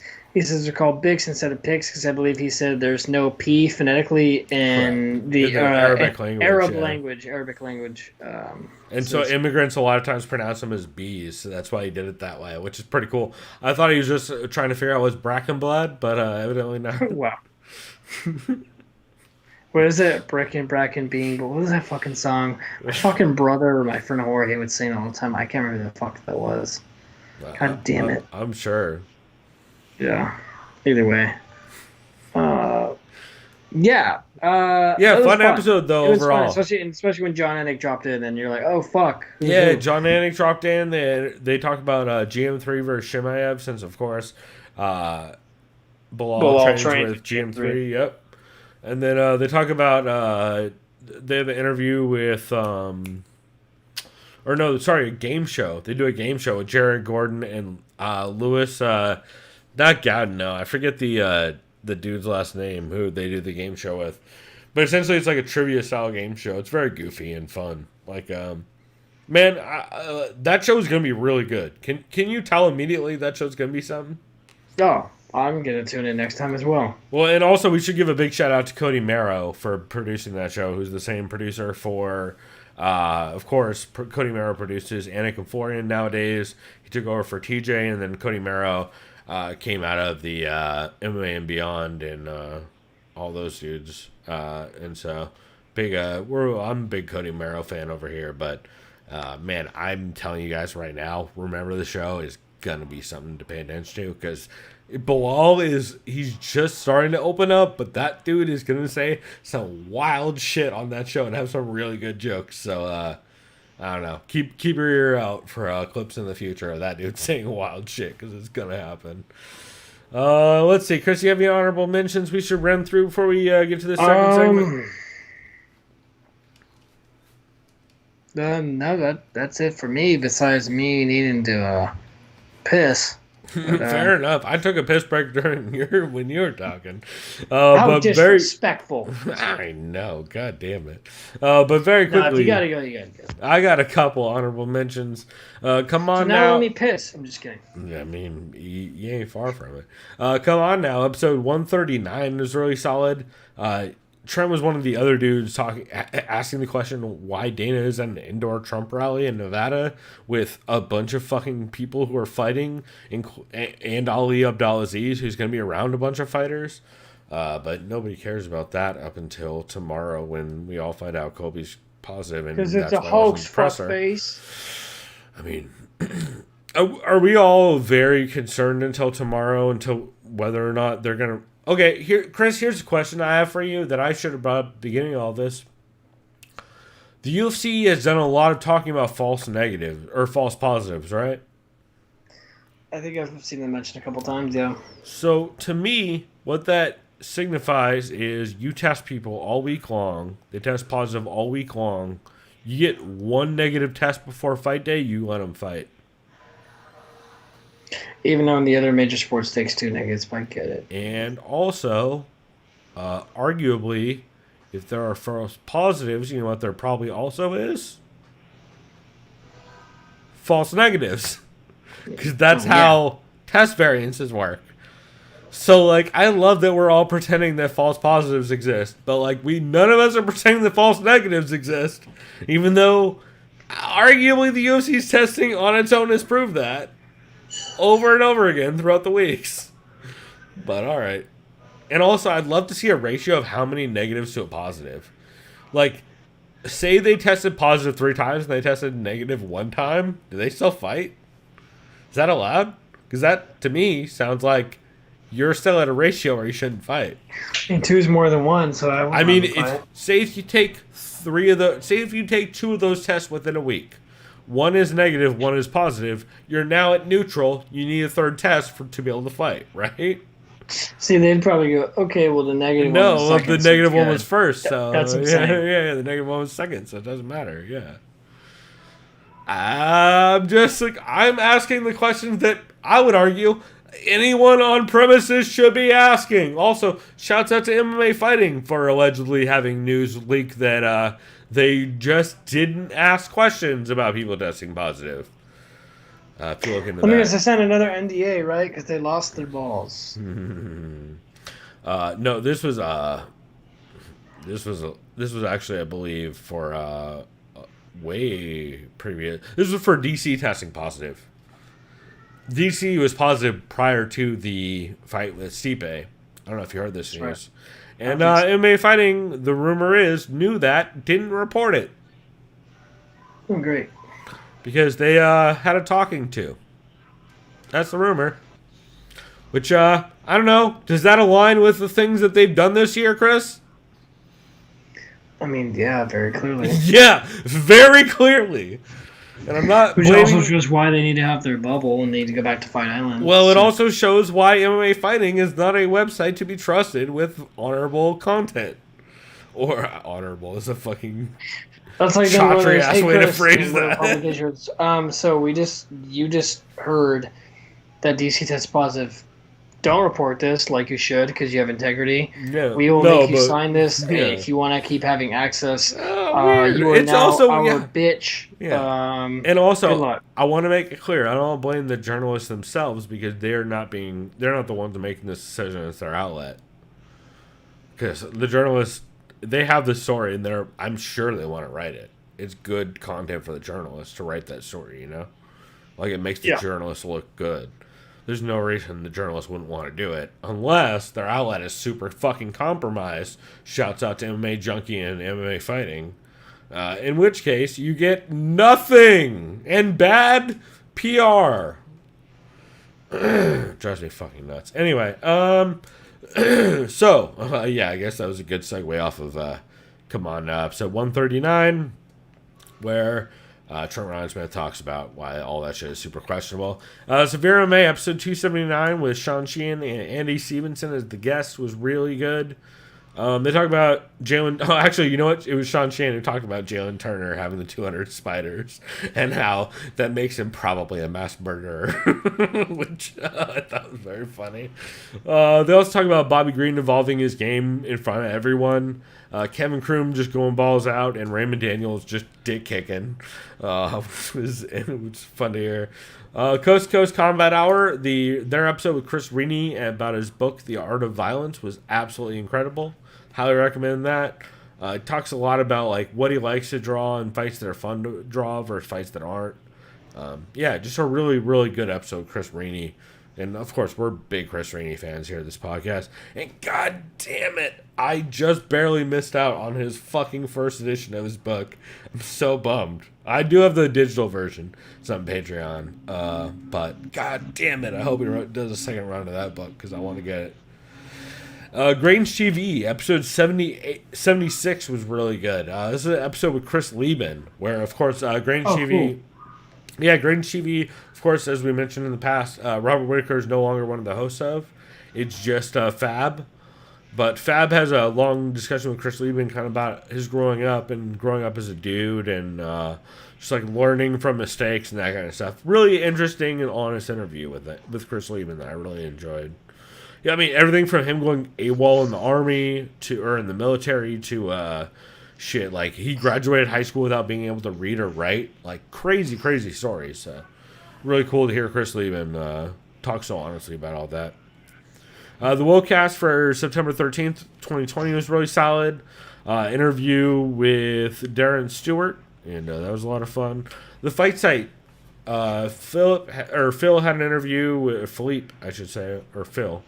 Goddamn, I'm just going to start calling him Phil. French Phil had an interview on the Fight Site with Randy Costa. And what was really cool about it is Randy was so open. He is out of the same gym as Calvin Kattar and all the Tyson Chartier guys, right? Yeah, the New England Cartel. Exactly. Tyson Chartier, head coach and manager of Kattar, Rob Font. Yeah, and he talks about coming up in that gym and like him being a little bit different than those dudes, and that like he's always overly respectful and not ever gonna talk shit, it's just not who he is. But he also talks about how he talks very explicitly about how his game works, which you don't hear a lot from active fighters. I mean, he literally in that episode breaks down how he's setting up pull counters for finishes, how he's using his footwork to use angles to set up finishes, and he walks through like step by step on some GIFs and stuff. It's fucking incredible. It's really good. It's definitely an older interview. They recorded it a while back. I mean, this was before Song Yadong versus Cheeto. So this would have been like, 6 months ago at least, if not more. I would think, but it's really good interview though. Fights Gone By episode 230 and 231 were both really good. Hearing Jack Slack both be wrong about right about the meme kicks of Watterson, as well as the fallout of what was the other fight that he got super fucking wrong? Or no, it was a call. Oh, Michael Chandler going to fucking the UFC. The two things he's always said is Michelle Watterson will never land one of those hopping side kicks to the face, and Michael Chandler will never come to the UFC. And both those things happened this week. Which also, I would also say, shouts out to Jack Slack, because we saw this week when Michelle Watterson does finally land that weird, weak stepping sidekick to the face of somebody who's charging into it, it did almost nothing. Angie Hill did not have any effect from that. She literally just like moved backwards half a step and then kept walking forward. But that was funny.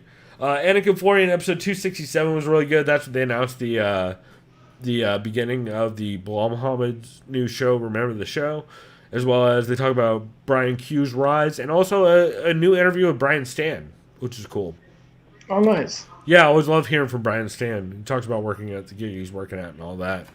A-Side live chat for September 16th was solid. It was Esther Lynn, Alex Savas, and Angie Hill. Definitely a really solid amount of technical problems with connections and all that. It would have been a skip if it was any rougher on the connections, but the conversations they did have were cool, and it was a lot of fun. Also, it's always interesting to hear like 3 women talk MMA, because that's a rare, you don't see that a lot. I mean, I could name the shows with 3 women on it off the top of my head. I could think of 2 episodes ever, maybe. So it's good to hear that. Eugene S. Robinson show somber for episode or version 130, V130 as he calls it. I'll just put this quote out there and we'll just move on. You know who's scarce these days? Connor make a rapist nut jumpers. I'll just go ahead and keep moving on. The Mookie and Quirky show, episode 87, was really solid. Talking about the Connor allegations, the UFC not paying Poirier and Rhodes versus Wiley. And then our MMA show was back for September 17th. And they talk about Michael Chandler signing with the UFC and Jimmy Smith. It's really cool to hear Jimmy Smith talk about Michael Chandler finally signing. He's like, man, I honestly never thought Michael Chandler was going to go to the UFC, and it's really kind of crazy to see it. So it's cool hearing Jimmy Smith's take on that, since he, of course, I mean, he called Michael Chandler's first fight in Bellator back at, I think it was fourth fight ever. So pretty cool to hear. And then, Chris, do you have any well-rounded stuff or honorable mentions?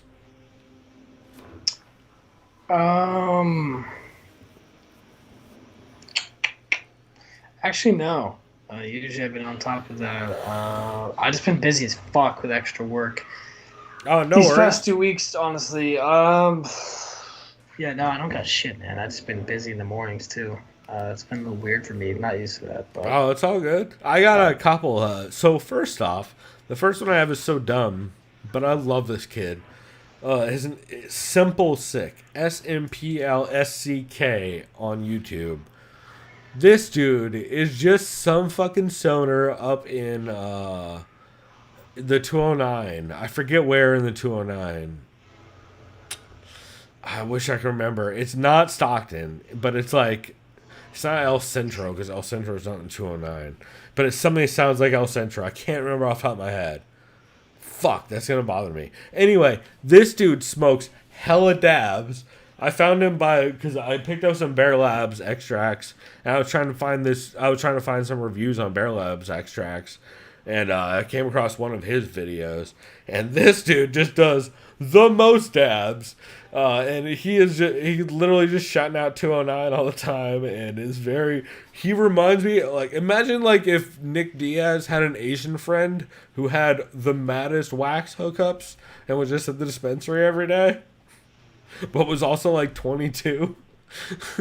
That's how I feel about dude. I love him. Also, Chris, you know the craziest thing? So I start watching this, and then the next day, dude posts, "Hey, I'm in San Diego. What are you guys doing?" So pretty funny. he did a whole video where he's at the Hard Rock in downtown, just doing fucking wax dabs and shit on the balconies and smoking joints and going to fucking Broken Yoke and shit, just hella fucked up. It's great, dude. It's hilarious. He's like fucking swinging by beaches and shit. Oh my god, I love this kid. Simple Sick. If you guys want to if you guys are all like weed content, SMPLSCK. I love that kid. Speaking of weed content, highest host on Twitch, my boy Adam Macadocious, aka Adam Ill. Stay high. I don't know. I love that kid. I've known Adams, I don't know, for a decade probably. Yeah, actually over a decade now. It used to be, actually, That's how I started in podcasts, is I was an intern on his podcast, The Podcast, way back in the day, which he actually did a remake of for a little bit called the OG Podcast. So, yeah, really good. The Doug Stanhope Podcast. Let me figure out what number it was. It was one that just came out. Oh, God, that didn't work like I wanted it to. Doug Stanhope podcast. Sorry. These are really good episodes. Episode 410. It's really good. It's got I almost said Sean Sheehan. Does not have Sean Sheehan. Shane Gillis, Sam Talent, and Doug Stanhope on it. It's really fucking solid. Also, the Bertcast. I'll pull up the episode while I'm talking about it. But it's the Bertcast that Bert just put out with, again, Doug Stanhope, Shane Gillis, and Sam Talent. Episode 430. Really fucking solid and a lot of fun. Also, there is a new 6th and Jump finally. If you guys like the TV show 21 Jump Street, you should absolutely be listening to Ari Shaffir, Jay Okerson, and Dan Soder's podcast about it. It's fucking great. I listened to Four Brewers episode 307, all about Stone Brewing Company, which is fun. And then Strain Hunters. Dude, you ever heard of Strain Hunters, Chris? I don't think so. Strain Hunters is a show made back in the day by, I want to say his name Bjorn. But I think I might be fucking up names. I know he's a Danish dude. Anyway, Danish dude and I want to say a Spanish dude and a dude from America. Anyway, some very, very prominent growers from back in the late 90s, 2000s. Like some of the most known greenhouse seeds, some of the most known growers in the world at the time. So they essentially started a YouTube channel where they would just go all over the world and try and find the land races. So these are, of course, strains that are like Jamaica, India, Asia, where they're going to like places high in the mountains that have been growing for hundreds of years, if not thousands. And they're trying to find like, hey, what is this strain? And can we pull seeds and bring it back and then spread that throughout the world to sell? It's a very cool show. It's super enlightening, and they are super respectful of not only the people they're visiting, but of the cultures they're honoring. So it's cool as shit. And it's a very old show. I believe one of the dudes is no longer with us, unfortunately. But yeah, man, Strain Hunters is absolutely incredible. And I've been getting really into weed lately. I've been drinking way less. I've been smoking and dabbing way more. So been fun. Nice. Well, I guess on that note, Chris, we will end this, and then we're going to do this breakdown of this card. It's going to be a quick one, since I know we went way too long in this first part, because I feel like we had a lot to say. Catching back up. Yeah, I'll just say this, but I have some quick words about the our preview. I mean, I kind of have an idea who I think's going to win. All right. Well, you guys will get to hear that in just a hot minute, but until then, you can listen to this clip of, oh god, this is what did I pull the clip of, Chris? You remember? I mentioned it earlier. I couldn't tell you. I don't well, remember. that's right. It's more co-main event podcast. Oh yeah. Talking about how fucking people die at indoor events and how what the fuck are we doing? God damn it! It's 2020 and no one cares. All right, we'll be right back, and we love you. Cheers.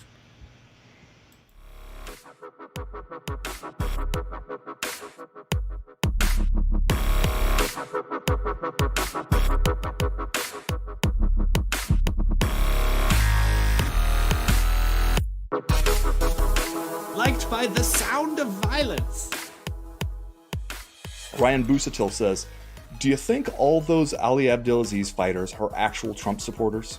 Or is it part of Ali's way of getting closer to Dana White, which benefits him when it's time to negotiate? Am I just reaching because I want to be a fan of Justin Gaethje? To which Nick Nato says, Gaethje hurt bad. I saw a lot of people echoing that sentiment, especially because he had this Trump rally, which, again, I know we already mentioned it, but, man, Gaethje got a fight booked, and we're going to bring him to an indoor Trump rally like we never even heard of Herman Cain.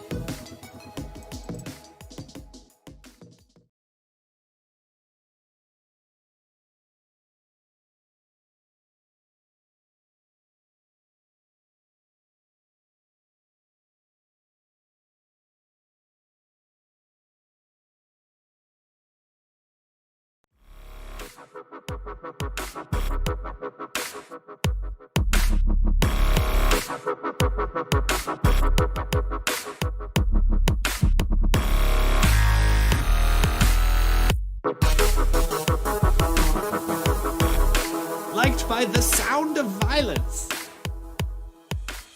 You know, just watching the clips of seeing like Justin Gaethje at this indoor Trump event where nobody's wearing masks, and you're like, God damn it, you have a fight scheduled, young man. You have a goddamn big fight coming up on the books, man. You want to be out here at this does the name Herman Cain not mean anything to you guys? Don't screw around and put this stuff in jeopardy just so you can go be a visual prop for Trump. Are you crazy? I don't get it. Well, Dana White was there, right? Yeah. So Dana White is going to go to this indoor Trump rally in Nevada, wherever it was, and then this week he's going to go back, be inside the bubble leading up to Woodley versus Covington, and you would assume not wear a mask or not wear gloves and shake everybody's hand and be there for the weigh-ins and the stare downs and all that stuff. Really? He's going to do that? He's going to go be in a huge crowd situation where nobody's wearing masks indoors, and then he's going to go back into the quarantine bubble? How does that work? I think you know how it works. It doesn't work. That's how it works.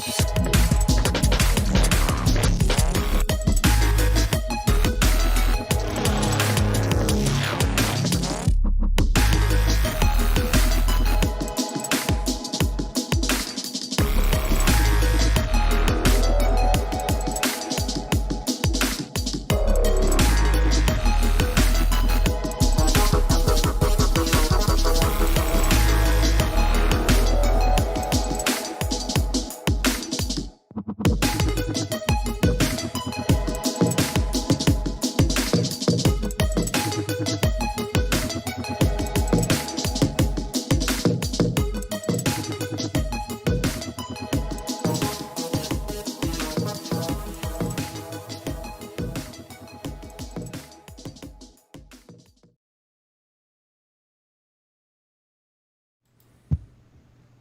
mean, it's USB. I'm saying I'm hearing a thumping noise. Is there a dog's tail hitting the thing it's on? Well, my mic's really close to my mouse pad. No, I'm hearing a thumping. It's weird. I'm not doing anything.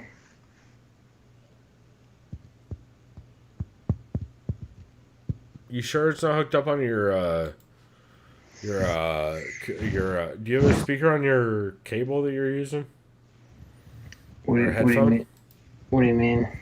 Do you have a headphone speaker you're using? No, my headphones don't have a mic.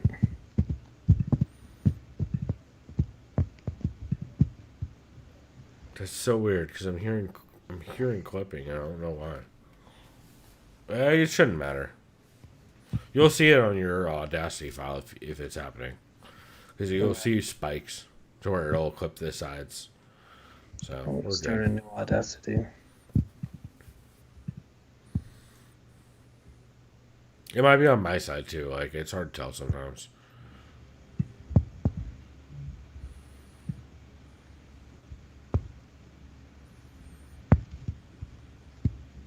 Is the base of the microphone touching the keyboard? No, I mean it's close, but Is it touching anything? I'll just move it the fuck away. Cable, maybe? Background noise. All right. Plug that.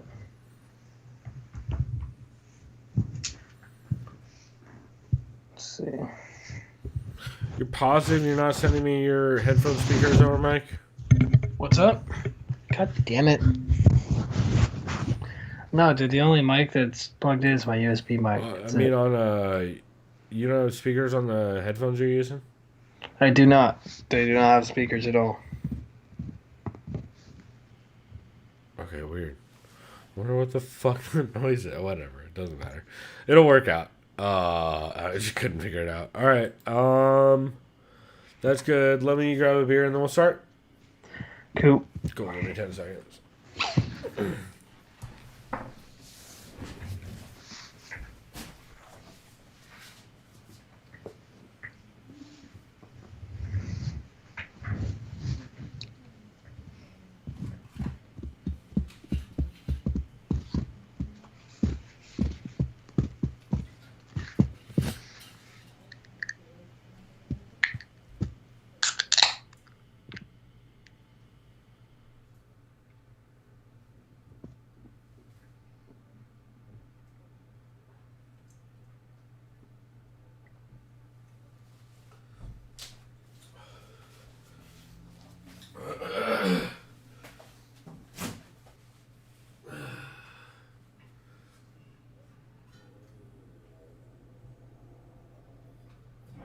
So drink this back up.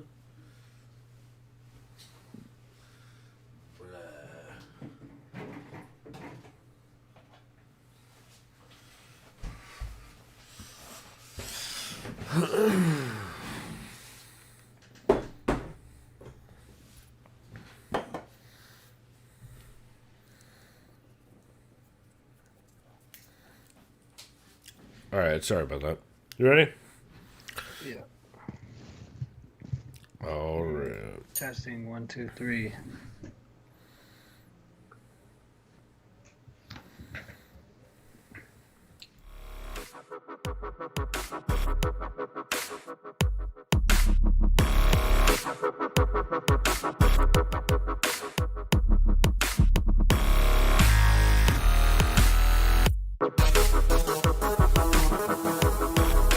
Liked by the sound of violence. Ryan Busatil says, do you think all those Ali Abdelaziz fighters are actual Trump supporters? Or is it part of Ali's way of getting closer to Dana White, which benefits him when it's time to negotiate? Am I just reaching because I want to be a fan of Justin Gaethje? To which Nick Nato says Gaethje hurt bad. I saw a lot of people echoing that sentiment, especially because you had this Trump rally, which again, I know we already mentioned it, but man, Gaethje got a fight booked, and we're going to bring him to an indoor Trump rally like we never even heard of Herman Cain.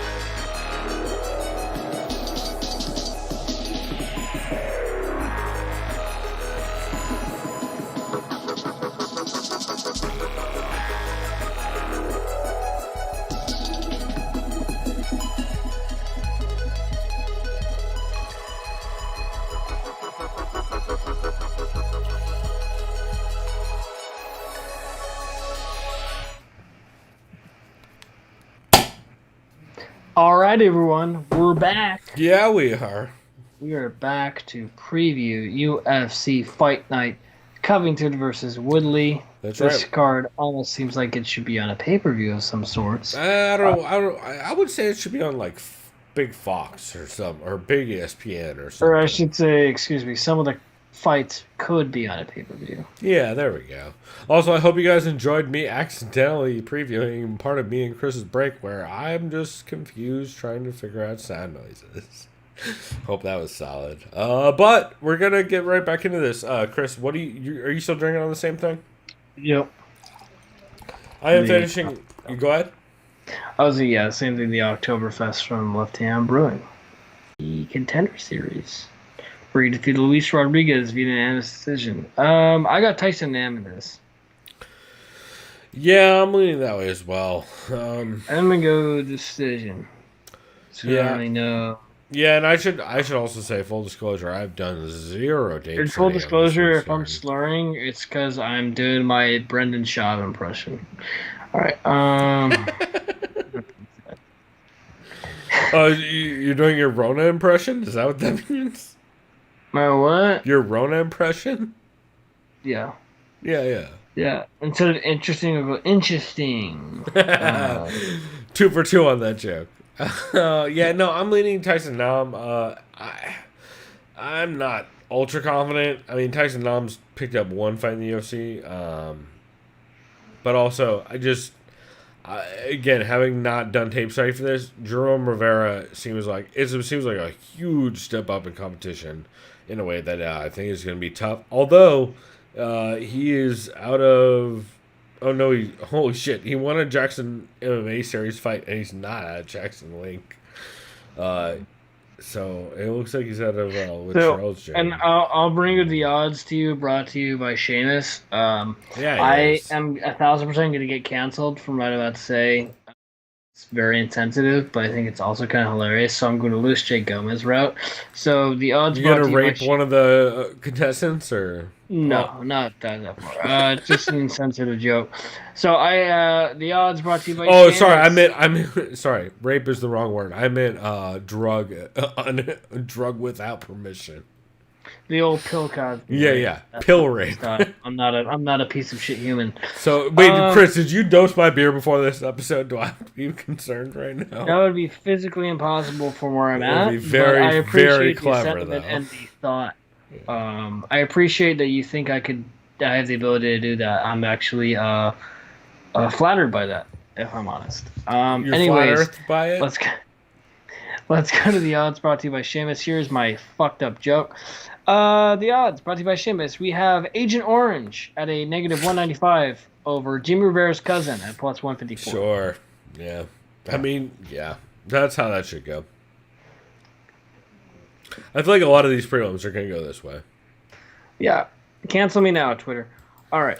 Well, first they'd have to know who we are, Chris. Yeah. Touche. We're in our safe space, right? We're Steven Seagal. Tell that to fucking Shane. I was gonna say Shane Smith. That's not the right Shane. The fuck is this Shane from goddamn? I've heard 1,400 hours of his dumbass on Doug Stanhope's podcast. What is his motherfucking last name? Oh my god, this is gonna drive me nuts. It's not Smith. Why is it not Smith? It's Shane. It's Smythe. Oh fuck's sake! Keep talking. I'll pull it up. This is gonna drive me nuts. So next fight we have is the men's bantamweight bout between American fighter Andre Mr. Highlight Ewell going up against Jimmy Rivera's brother from another mother, Erwin Rivera. Gillis, goddammit. Shane Gillis, Not Puerto goddammit. Rican. They also call him the Mexican T-Rex or the Beast. Andre Ewell, last time we saw him fight, he won a split decision over Jonathan Martinez back in February.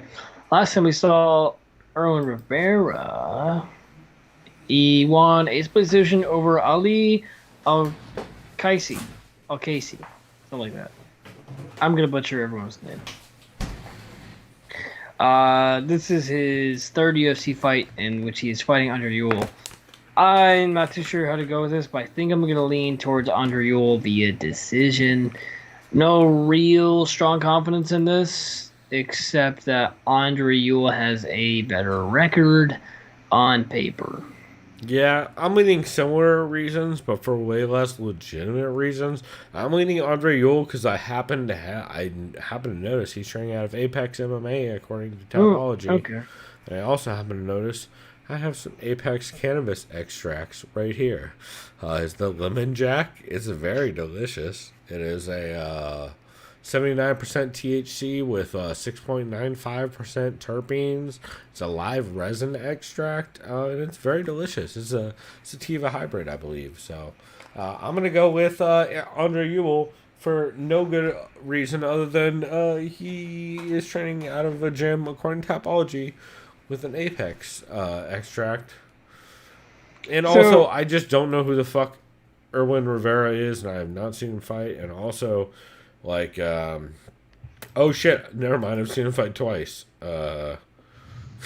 Jesus Christ, this is very indicative of UFC. The odds brought to you by Seamus. We have... Holy shit, I've seen this kid fight 5 times. I Andre don't remember Ewell his name. Is a minus 227 favor to a plus 187 over Erwin Rivera, so take that as you will. Yeah. I have Ewell at a decision victory. It's going to be one-sided, right? Like, I feel like a lot of this card is going to be people you know versus people you don't know. Next fight up, we have another men's bantamweight bout between New England Cartel Zone Randy the Zohan Costa. Who was just on the Fight Sites podcast. Yep. Going up against Journey Newsom. Oh, I remember that name. Yeah. Journey Newsom has to get takedowns to win this fight. Randy Costa, last time we saw him, he kind of ended the hype train that was Boston Salmon by knocking him the fuck out in the first round with a very nice counter. Journey Newsom, last time we saw, got a decision loss, unfortunately, to, I think it's Ricardo Hamas. Is he Brazilian? Okay. Probably not. He is. I don't know. Oh, no, that's not his last fight. Last time he had a no contest because I think he had an illegal overhand right. I was thinking Domingo Pilarte. No, I believe somebody popped in that fight. Oh. Let's see what it says. Doesn't say. It says best number 16 best MMA knockout of the year though in 2020, so it must have been pretty sweet. It was on the Jones Reyes card. So someone got roided.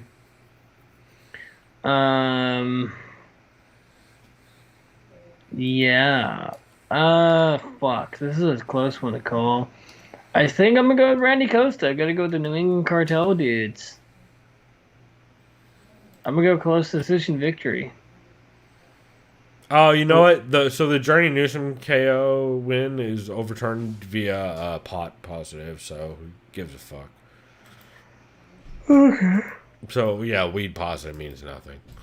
Is it weed positive? Yeah, pot. It was like literally, it's not even a positive. So like, who gives a fuck on that? Yeah. In the words man, of Kyle Mooney, are you freaking kidding me? I love weed.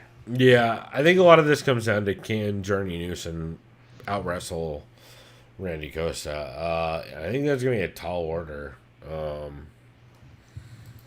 Man, Randy Costa, while he's really young in his career, he's fought dudes that, like, he did not find success in that Brandon Davis fight, but the amount of success he found in that Boston Salmon fight is pretty fucking significant.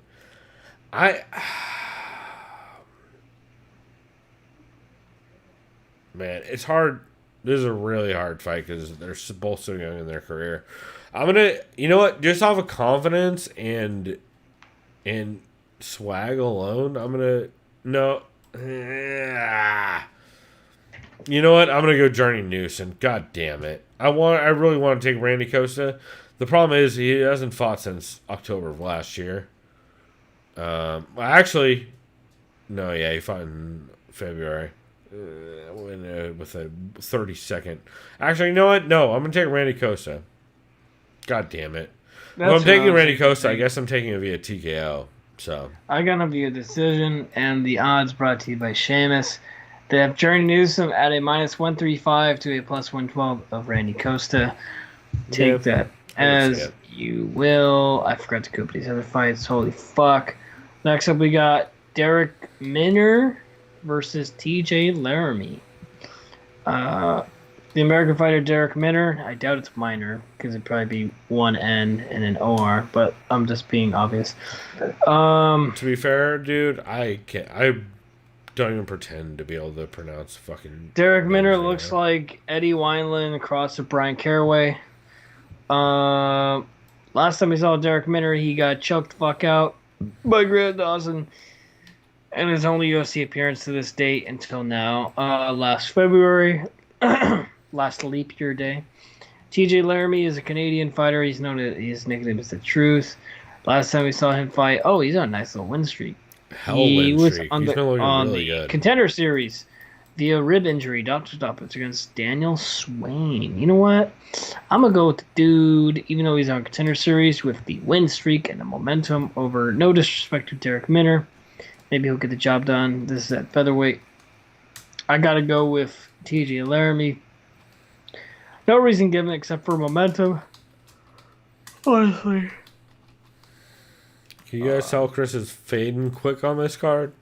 Yeah. No, I'm leaning the same way. The problem is, I just don't have enough faith in Derek Minner's game to be able to really put it on TJ Laramie in any kind of significant way. I think he can definitely hang tough, but like, man, he is. If you look at his record, his last decision was 2017.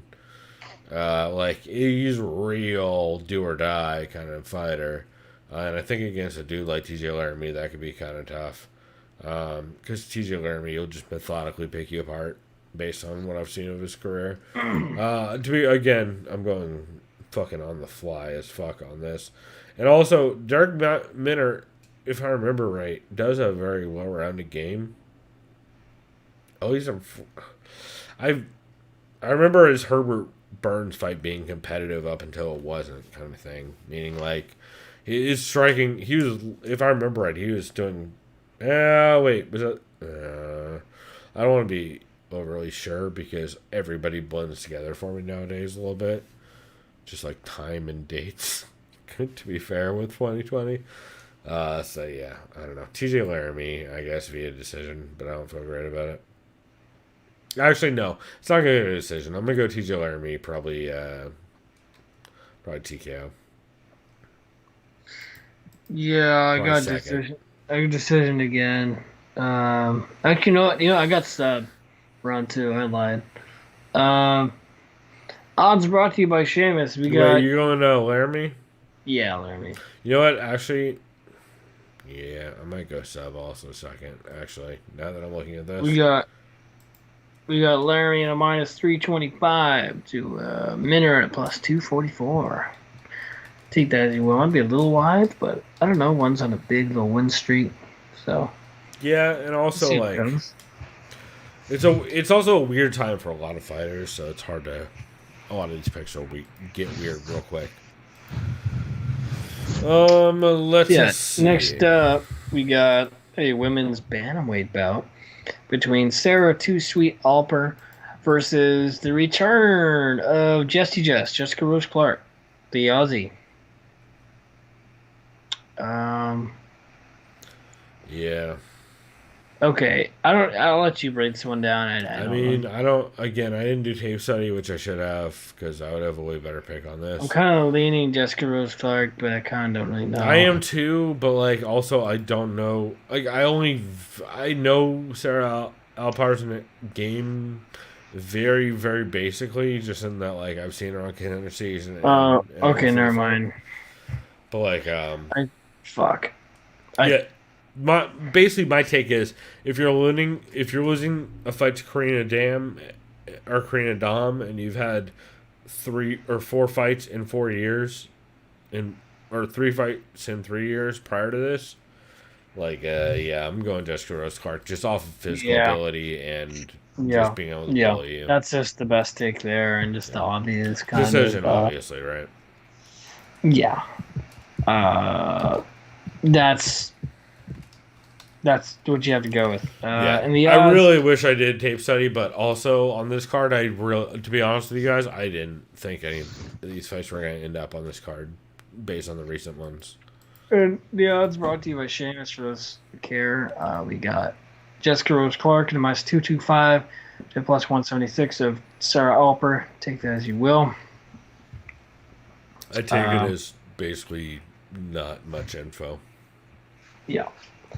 Next up, we have a women's flyweight bout. Flyweight, really? Jeez, I thought this was a bantamweight. Guess it's a flyweight bout. Brazilian fighter Mayra Bueno Silva Shitara going against Italian fighter Maravilla Barella. Maravilla is her new nickname. Gotcha. That looks like a Portuguese or Brazilian style nickname, so maybe she trained in Brazil. It looks like a Brazilian style nickname, but her flag is Italian. That's what I'm saying. So she probably trains in Brazil. And She trains ACT. That checks out. So it's probably, she has a Brazilian head coach, and she's like, "What's your nickname?" She's 100%. like, "Oh, don't make it Italian." And they're like, "All right, well, we'll give you Brazilian nicknames." All right, cool. 100%. Yeah. She's like, "Grazie mille." But I fuck with the nickname Shitara so much harder. That's pretty cool. It seems like some Mortal Kombat shit, like Shiva or like yeah, Kintaro. or like some like human shit. Yeah, 100%.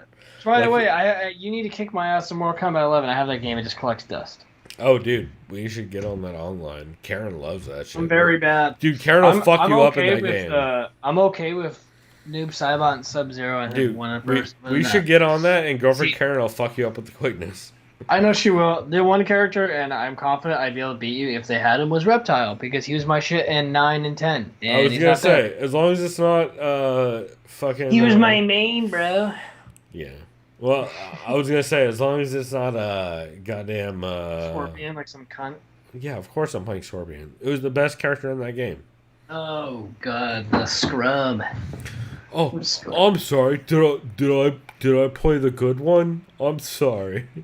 You know what? I remember MK9. It's not like playing Conor McGregor in fucking UFC 4, where it's just cheating. Combo guy. Yeah. But like, I remember MK9 you either play Scorpion, where I can't remember the name, or Ermac. They called him Easy Mac. Yeah. And also, by the way, R.I.P. Easy Mac. I missed that shit.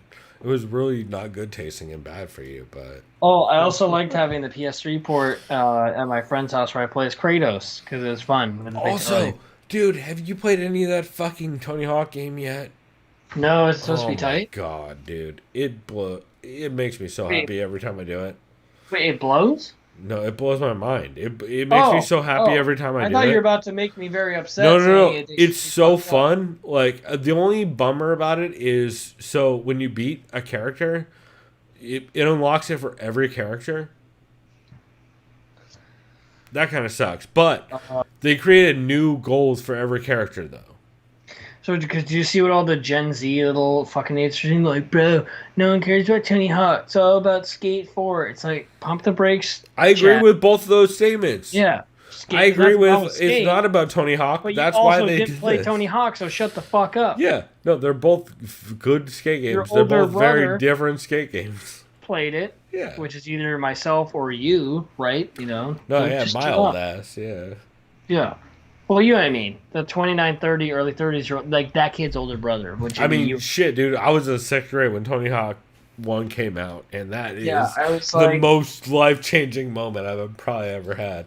My life changed forever after that. I fucking broke plenty of bones. oh, I was because like, of what's skating like after punk that. rock? Oh, cool. What are the Vandals? Well, I Oh, mean, also, yeah, that too. It's Kennedy's. Skate punk, Okay. and also just being in San oh, Diego. sick. The Misfits. Oh, sweet. Well, and also, Chris, you'll testify to it. Just being in San Diego, like very quickly, you realize, like, holy shit! Half of these clips in these skate videos in this game are from local skate parks. Yeah. Like, holy shit, that's the Mission Valley Park for like 50% For me, of it's these like clips. I grew up in Santa. I remember in middle school, we were like, did you know Tony Hawk grew up in Santa? I'm like, yeah, you fucking idiot. Of course I did. And then he moved to Carlsbad. That's how it goes. And It's like San Diego. Carlsbad High and fucking Yeah. no, we are Yeah, you went to middle school in Santa and went to high school in Carlsbad. That's what it is. Come on. we're a little spoiled down here when it comes to skate stuff, but oh, that's why I love Ironic, it. All right. I've Well, never- anyway, we are not doing a skate video podcast. Although, god damn it! You Hey, fucking hold on. How do we, Chris? Here's the question. How do we bribe the Dan Toms of the world and everyone to join us for a dope skate video retrospective podcast? Because I would totally fucking do that shit. He's got to come down to San Diego. We got to make some sort of parody video or some shit. I'm not gonna make Dan Tom travel from Vegas to here, but Oh, yeah, no, fuck that. To be Unless fair, we give though- like a beer tour or some shit. oh no, we should just send him beers. No, that's what we should do. Do a beer trade and then do a fucking skate video. That's what we should do. Just do a fucking. We should start, Chris. Here's what we should start. We should start a thing where we are all gonna sit down and watch the skate video end to end, and we're all gonna send each other one beer. So like, and we send the 3 or 4 other people one beer each, and then we all just sit down and do that shit. That'd be fun as hell. We should do that. That's a thing. Write that down. All right. Anyway, Mara Romero Barella. God damn it, I love that girl. She is fighting. I think I got her by no. Myra- Oh, dude, she's on a skid. Oh shit. Yeah, you want to preview this one? Oh yes, we got Buena Silva. We got so she lost losing to Maria Rose. I'm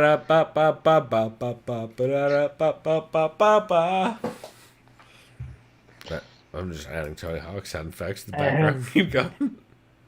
So here I am. And Chris, then- I'm just doing everything I can, alright? Yeah, right. Growing I'm growing older older all the time. Yeah. Growing younger in my mind. Feeling younger. Yeah. Bada. Trying to found asleep. Mara My Barella. racing she's- faster every minute. Dude, I can't even explain to you how much I've been enjoying those video games. You should really buy that shit. It's so good. Anyway, Mara Barella is getting slept on because she has had Myra Bueno. Okay, first off, look at these two names side by side and tell me how they're different people. Well, one's Brazilian and one's Italian. So Okay, it's about- but that's about but it. the other one has a Brazilian If you were name to, with yeah, irony. it sounds like if you were to translate one name to the other, it would be the same name. Yeah, if you translated Mara Barella, it's still the same. Or no, it'd be Mara Barea if it's like a Spanish, but it's not Spanish in Brazil because it's Portuguese, so they probably say Barella as well, but I'm probably wrong. I don't know how the Portuguese conjugate. Anyways, that doesn't fucking matter. We have to decide who the fuck is going to win this. Also, she's Italian, not Portuguese. No, I know. That's what I'm saying. Like if we were to flip-flop names. That's No, my I mean point. Barella is Italian, not Portuguese. No, I Oh, know. you're saying Bueno My Silva. joke was Yeah, if yeah, we were I to got you, flip-flop I the got you. nationalities, I don't know how you would pronounce Barella Yeah. in Portuguese. I had a panic attack and started confusing you. I think you're okay. You'll live. Well, that's good. I appreciate your support, Chris. You're a good friend. You'll live. Ah. You know what? Okay, if there's Go anyone to faster, guest- if there's Evan. anyone that were to guest commentate for only 30 seconds. Arnold would be hilarious and horrible. I'm Oh, sorry. no, the best 30-second commentator of all time would, of course, be... Sylvester Stallone. I would say Patrice O'Neal, and but Arnold like... talking to each other. That would make Bellator better. I'm telling you right now. He'd be like this. Well, I think Douglas Lima needs to do this. Well, okay, I'm sorry. Like, what are you saying? Oh, knockout! And it's just like everyone's like, "What the fuck is going on?" And then boom. See, I think we already had that in this sport, and it was Boss Rutan. Boss Rutan was the greatest Arnold we've ever had. I think there's no beating it. Okay, then how about we do Arnold says what's up to Boss Rutan? Oh, I agree. There should be an Arnold Boss Rutan weed smoking show. That would be the greatest thing that's ever existed. Oh my God! What if there was this? Who's gonna pitch the show He's where? like, so Arnold, you talk about before when you pump iron, it's like you're coming. Can you elaborate on that? Yeah, well, you know. Dangada, weeda.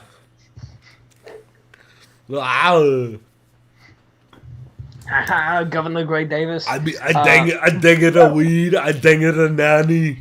I dang it a pads. I dang it a everything.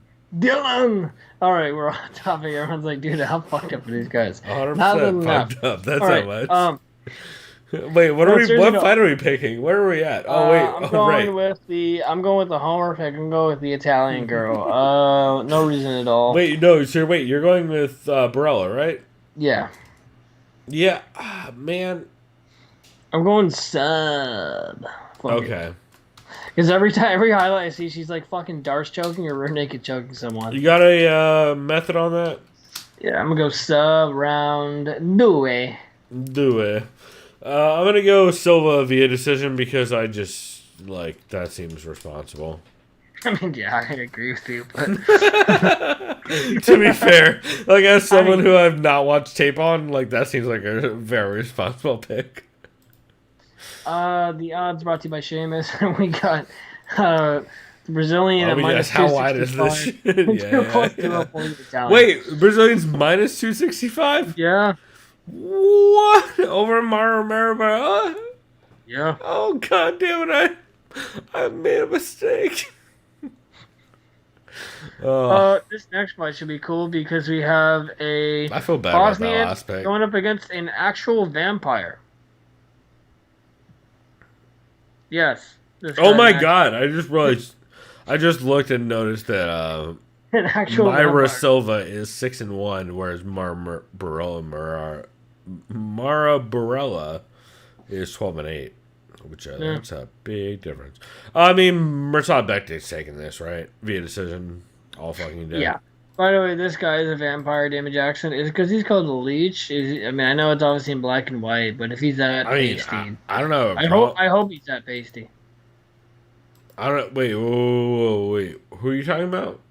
Damon Jackson. You might want to refresh this page. Wait, what? Are we talking about the same people?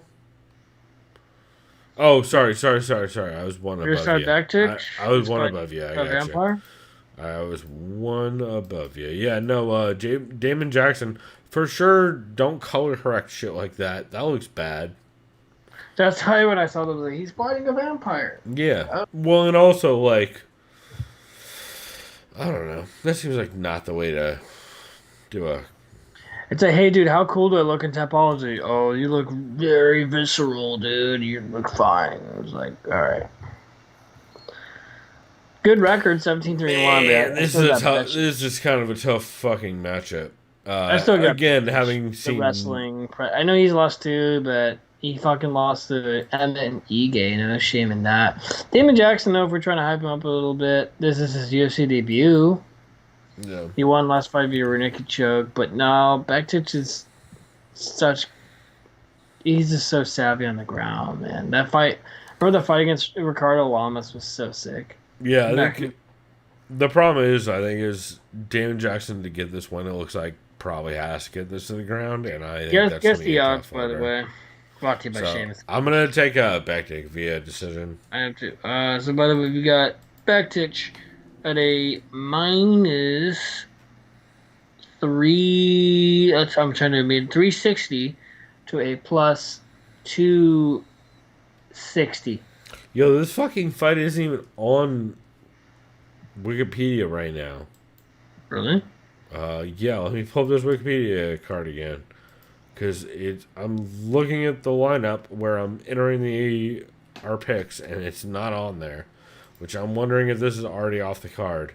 Which, again, I'm starting to be real curious. How many people tested positive for going to a RNC rally in Vegas? Corona. Dude, like, how dumb do you have to fucking be? By the way, Black Lives Matter, and I'm not being funny. I'm very serious. I mean, I've been drinking a goddamn BLM stout this entire fucking time, and everything is. By the way, according to MMA Uncensored on Instagram, according to USADA website, Paulo Costa has been tested 45 times throughout his UFC tenure, while Israel Adesanya has been tested 30 times. Costa was also tested last week in Brazil and is still clean. So good for him. Oh, breaking news. John Dodson officially released from his UFC contract. That sucks.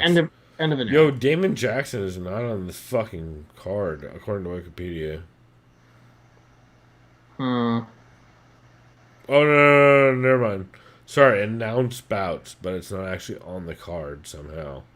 I don't know what the fuck that means. We'll preview like it is. Yeah, I don't know. Fucking. Okay. Jesus Christ. Damon Jackson. Yeah. I don't know. Breaking news: Chucky Olives calling out Tony Ferguson. Good luck. I don't know. What do you like? I feel like, yeah, Damon Jackson is just subbing everybody early. He's also fighting Mirsad Bektic, who I don't think he's I got early. Bektic. I think he's gonna be able to counter and just. Yeah. If your 3 losses are to dudes like Darren Elkins, Josh Emmett, and Dan Ige, I don't see Damon Jackson taking you to it. I mean, I see him taking you to a decision. I just don't know, like, unless it's stupid close. I would definitely lean back to it. So. Yeah.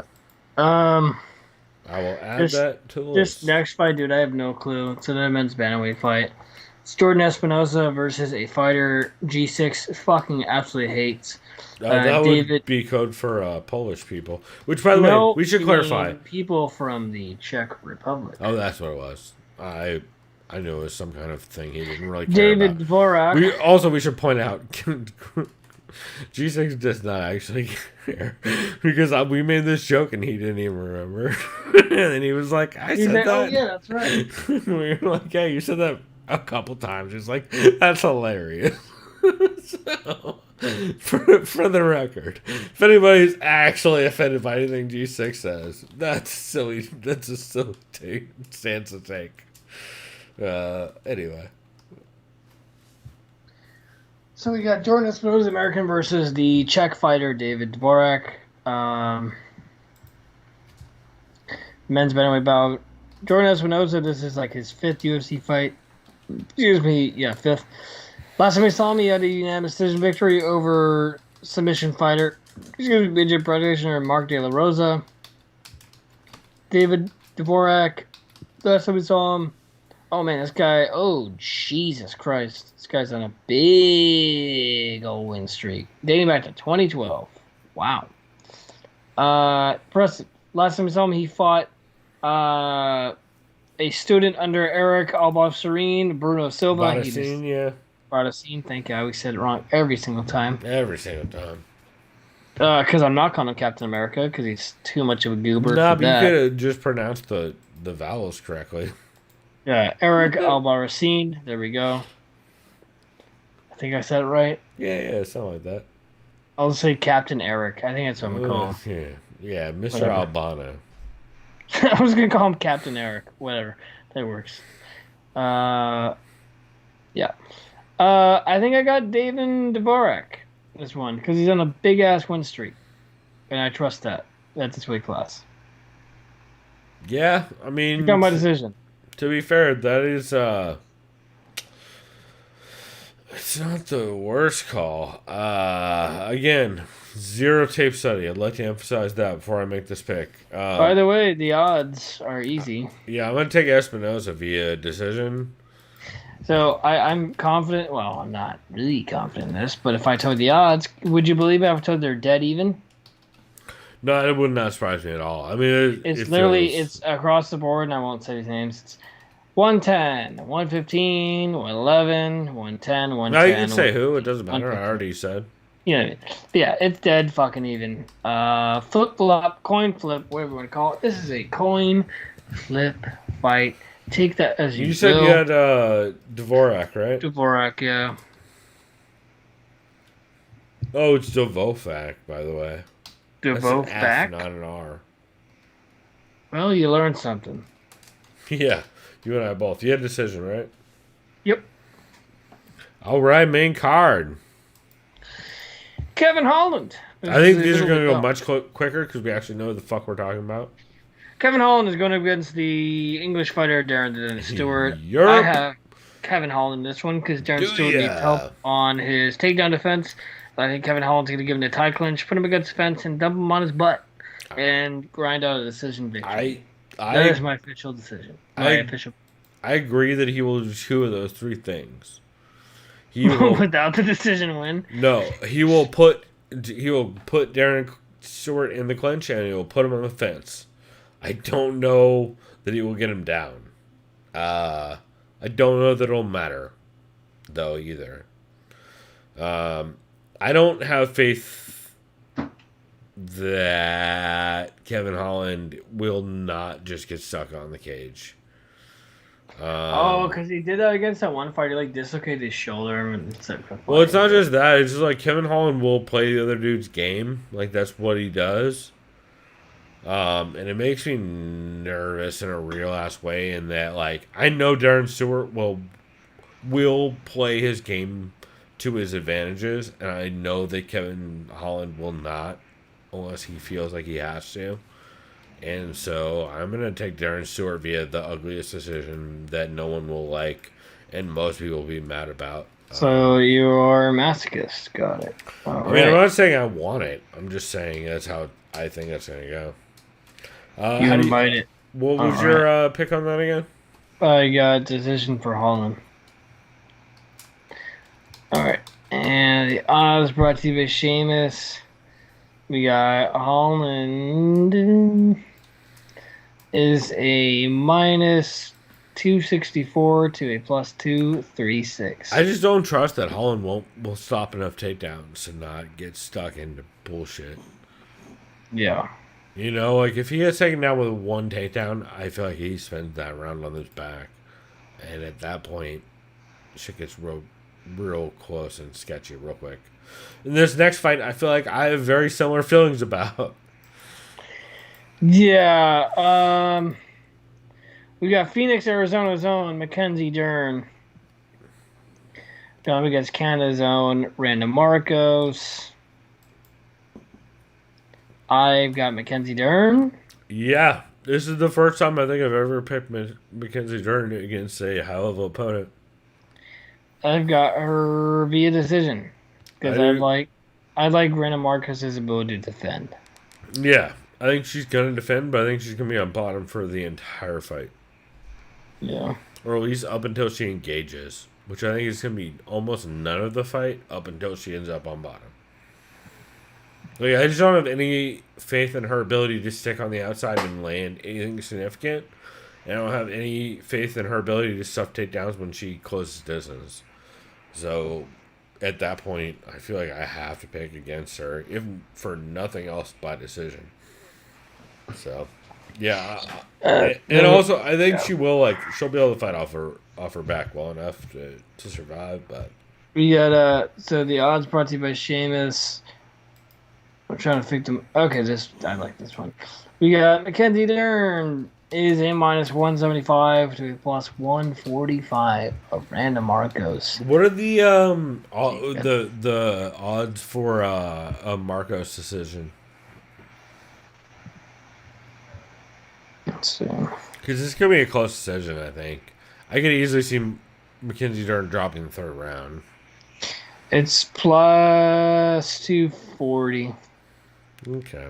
250 if I What's Dern by sub? Stern by submission plus 155. Yeah, that's not the worst pull.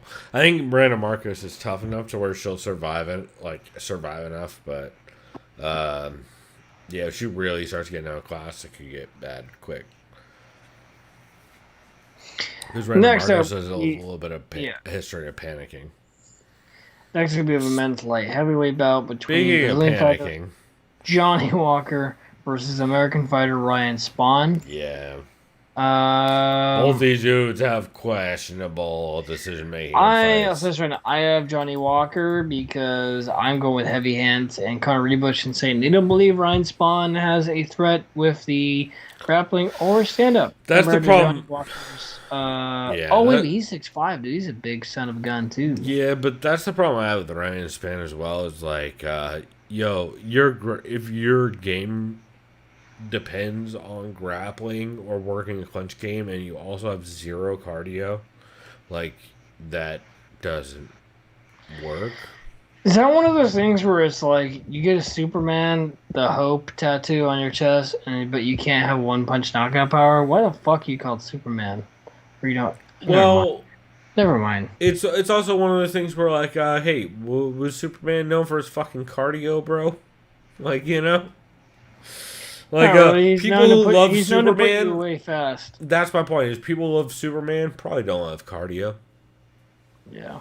Like by nature of Superman's abilities, you probably don't value cardio over other things. Just by nature of if that's the guy you like, that's probably not the thing you value. Like arguably, Batman fans would be much more cardio focused, right? Arguably, just by the nature of the character. Yeah, because Batman adapts. You could arguably say the entire thing about Marvel characters versus DC characters is that they're all about cardio. Naturally more based on cardio and evasion. Yeah, right? look at Daredevil, look at Spider-Man, look at the Punisher, look at these guys that they're in the trenches, they're like on the streets, right? You know, they're like they're getting shit thrown at them left and right. You know, yeah. Look at fucking. Never mind. I'm gonna be all nerdy with the comic book shit. That's why I brought it up. I think it's fun because I have zero. And if you're on steroids, you're Captain America. But other than that, yeah. But also, let me know your fucking cardio holds up, Captain America. Unless you're also on EPO. Okay. Well, Captain America would be on EPO too. Super soldier. Also, if we had a Captain America, he should be on EPO.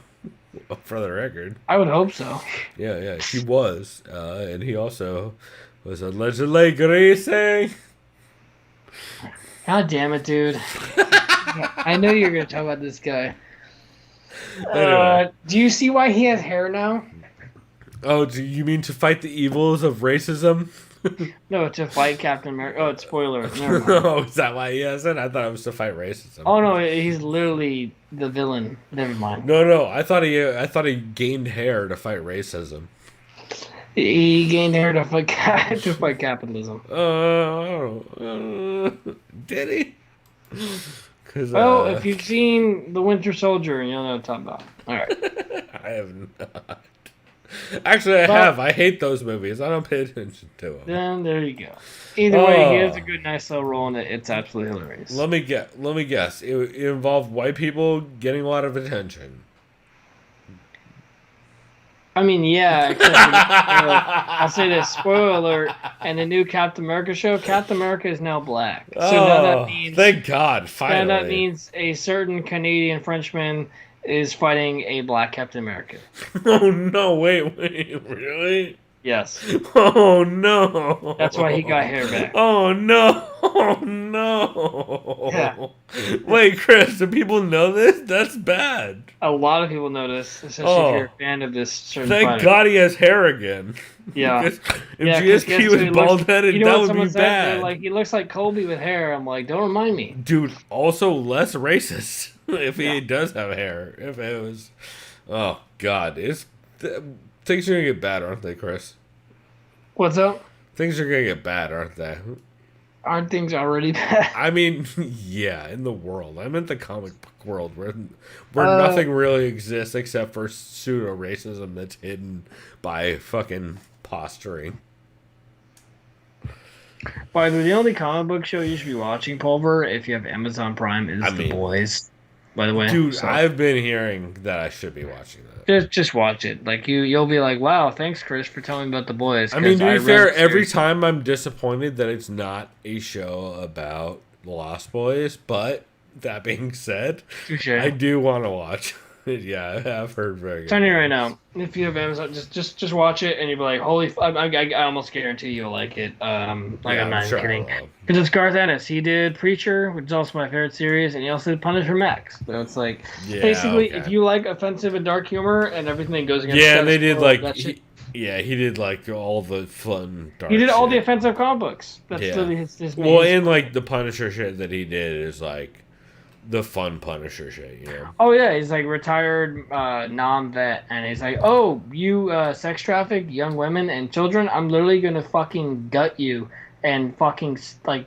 Yeah, nail all the you to fun tree." violence that is Yeah, missing yeah. from all the shit Oh, I'm nowadays. also gonna go to yeah. the funeral of your dead mother and murder everyone at that funeral that's associated with your dead mother. So yeah, good luck. That fucks. It's great stuff. It's good Yeah. stuff. Anyway, so you said for Ryan Sam versus Walker, what was your final on that? I got Johnny Walker by knockout. Oh God, you got a round. Round 2. Fuck. I mean, man. I don't think he should have gone to SPG Ireland, especially since Johnny Walker needs to work into grappling. He probably should have gone to like TriStar, which he was at. Yeah, that's why I'm gonna take spam by decision, even though I feel bad about it. Like it's probably gonna be a mean Thanks, yeah. KO in the first round by Johnny Walker, just by Well- like Ryan Spann eating a chin first, fucking, I don't know, spinning 90 like 720 elbow or something dumb, but yeah, it doesn't make me feel good. Spinning 69 420 elbow.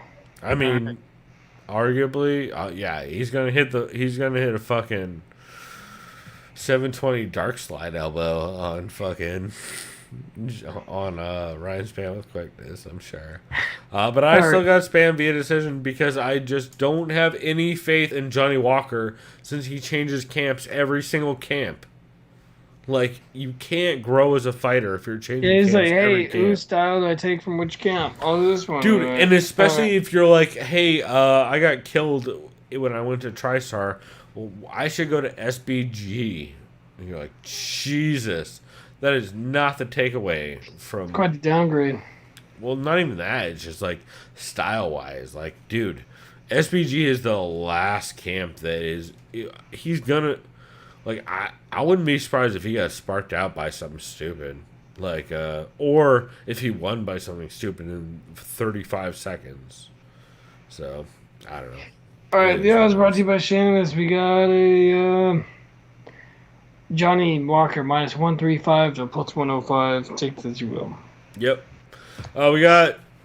I'll let you preview this. So I was going to say, we got Hazmat Shimaev versus GM3.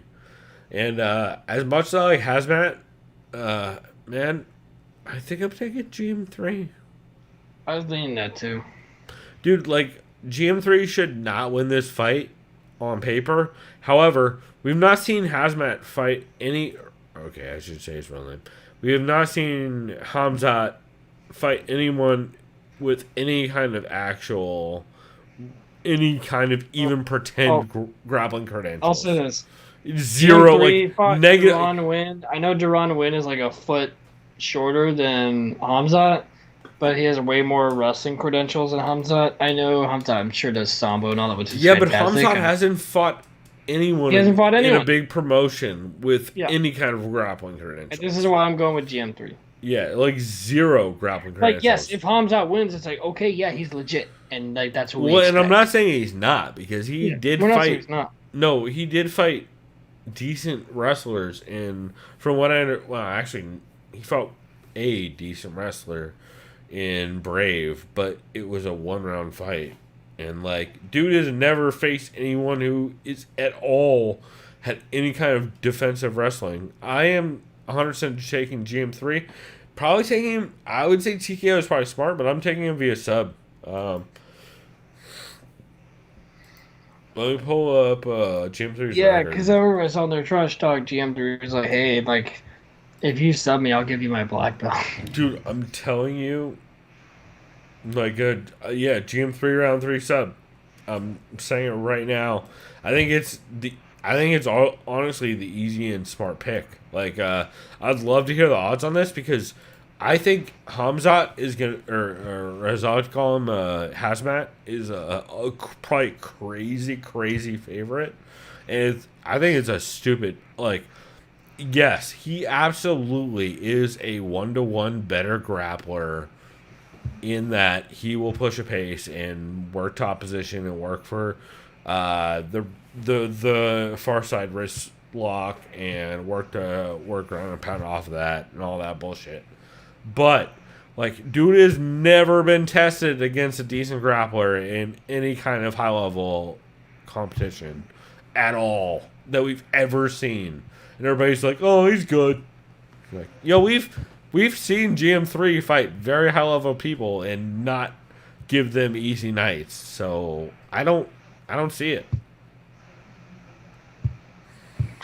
Yeah, I'm going GM3. Like, that being said, though, if he does just steamroll GM3, that's a pretty big fucking statement, right? Well, yeah. I also will have this very similar argument, though, when he fights Damian Maia, if he does get through this. Because, like, again, GM3 Dude, is no if he steamrolls GM3, then he steamrolls in my look, we get no shit, this dude's legit then. But that's maybe, like, but, like, dude. then it's like, what weight class does he fucking fight at, Bo? Well, that's the other thing, is, like, dude, you gotta choose GM3 is a one. legit 85er, and this motherfucker's a 170er. And people don't talk about it.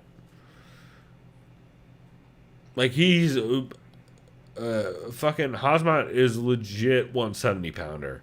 He's real tall and real lanky, but he's a 170 pounder, not a 185er. And like a dude like Jerome Mearshart, if you're not able to just bully dudes, I really wonder what that dude's game looks like. So that's why, yeah, I'm taking GM3. I think via sub, definitively. I'm just going. I'm going sub 2. That's his bread and butter. I'm probably going second. I'm gonna go second. Actually, you know what? I'm gonna go third. I'm gonna go first and make it fun. Even though I die. First is probably actually the smarter pick because I feel like if he doesn't get in the first, he could start getting kind of brutal. Because I mean, GM3 is probably at the bottom getting beat up, unless he's just pot shotting from the outside, which I don't think he's gonna be able to just keep range for that long. Yeah. Man, okay, so now that I'm looking at these top 3 fights, I'm starting to not feel good about them. Let me see. Oh, let me give you the odds brought to you by Seamus. Yo, yeah. How stupid wild is that fucking dude for... I'll give you the widest one. I'll give you the widest let me one. guess. Let me guess. So you got... Let me guess before you say it. It's got to be 3+, right? I mean, yeah. It's really more? Okay, let's go 5+. No. So like 384. So plus 350 for Mearshart to a minus 500. Whoa! Minus 500 for Kamzat. That's the widest, but the median here, if I'm honest. What's the median? The median here is a plus 325 to a minus 450, which is still like, come on. That's really wide still. Like, yeah. I get it, but dude, we've not seen him fight anyone that has ever stopped a takedown in the UFC. Yeah, if you're getting hit 0 times in your last fight, what does that say about your opponent's takedown defense? Well, no, it's not even that. It's like I don't want to disrespect like his abilities because he's absolutely smashed the dudes he's fought. But the dudes he's fought have had notoriously the worst. They are literally, if you go, I would argue they are literally the worst takedown. They have the worst takedown defense that's been in the UFC for a decade, maybe. Like John Phillips and fucking what's the other dude's name? It's John Phillips and fucking. Anyway, they have some of the worst takedown defense you've ever seen. Reese McKee and John Phillips. Reese McKee, not a wrestler, never been a wrestler, UK fighter, out of Europe, out of Ireland, if I remember right. And never, like, it is, yeah, it's a thing. I don't know. Alright, well, I'm done with that fucking fight. I don't know. I think it'll be pretty quick in this one. I feel the same way about this one. You're not, are you taking Donald Cerrone? I really want to, but I'm not. Yeah, because you're going to get murder balled by Nico Price. And because Nico Price, Nike Pierce has a very fast output early, and I think he's going to knock the fuck out. Not just that, but he just hits too fucking hard for Donald Cerrone to survive. Yeah. I got Nike Pierce knockout first round, and I'm not going to explain why. I mean, I don't think you have to. I think that pretty much sums it up. Like, no disrespect to Donald Cerrone, but I think honestly, he's hanging up soon. He's been fighting too often. Donald Cerrone can't take the kind of shots that Nico Price He's nothing else is to going prove. to walk forward and throw. And if he can, great. But, like, it doesn't mean a lot for the division. The odds brought to you by Sheamus. This is really about first round knockout. Nike Pierce is a minus. It's a little spread it out. 180? No, not that wide. I will go with a minus 145 to a plus 115. Okay. And the main event. That's actually much closer than I would have thought it was. And then the main. Oh boy. Okay. Before we even get to this, let me just say, I have one take on this fight, and that it's I want one person to win, so I'm only going to talk about one person winning. Because the other person, the other person is going to win based on talent, based on recent performances. I would absolutely pick the other person to win. Based on recent performances, if that's what we're going on. But I can't live with myself if I pick Colby Covington to beat Tyron Woodley. So I'm picking Tyron Woodley because the Black Lives Matter. So that's what I'm taking. I'm taking Tyron Woodley because Black Lives Matter. I really want Tyron to win. I don't think he's gonna win, but I'm gonna choose him to win. So yeah, I'm gonna go. Yeah. We're with Woodley via fantastic knockout in the second round. Yeah, and also Black Lives Matter. And Black Lives Matter. And that's it. That's all I got. Yeah, me too. And the odds, I guess, brought to you by Sheamus. Sure. Here we go. A minus 345 for the Magatard to plus 260 of Woodley. Sure, I don't care. Yep. Fuck Colby Covington forever. And that's all, folks. That's all we got. I'm done. I'm tired. Yeah, it's been a long episode for sure. One thing I will say, I have been smoking girlfriend Karen and I have been making a real Doug Stanhope-esque turn towards edibles and weed this in the last maybe month or week or however long it's been recently, and honestly it's been awesome. Chris, I don't know about you, but I'm getting way harder into weed lately and it's been great. I've just been soaking some homegirl. My brother just well, that's true, dude. What I need to do he is just got hook done up with some you and figure Gorilla out. OG that he grew. Yo, we need to make some wax out of some of this I won't shit say we're numbers doing, because I know what that is. I know it's all legal, but he No, had a good yield. I see. also. Yeah. Let me just say, I've seen some of your brother's Snapchats, and I could see. Like, I saw enough of a walk to see how good that shit looks. So. Yeah, it looks nice. Yeah. It was. You gotta get you some. Dude, I would. Hey, absolutely. Hey, well, actually, let me buy some off you or your brother. Yeah, Support you just guys. hit up Kyle. Actually, tell Kyle to hit me up. Actually, Yeah, I will. Yeah, because I don't know if I have his number on my phone, but tell him to text me and ask me how much weed I want. Will do. I will Because do that. I will 100% buy weed off him just for review purposes alone. But how to do, Mr. Farmer? Hell yeah, man. Nice. All right, well, we will go ahead and wrap this shit here, y'all. But hey, man, we love y'all. We love this show.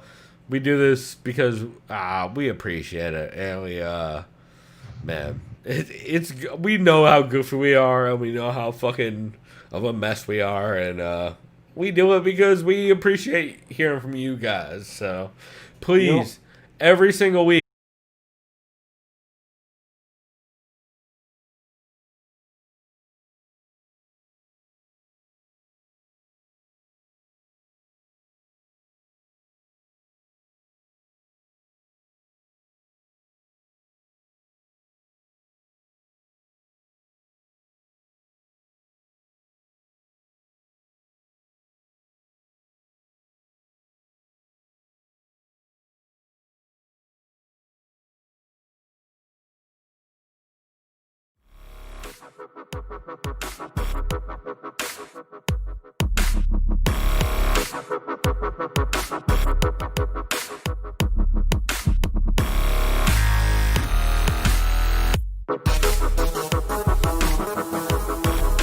Liked by the sound of violence.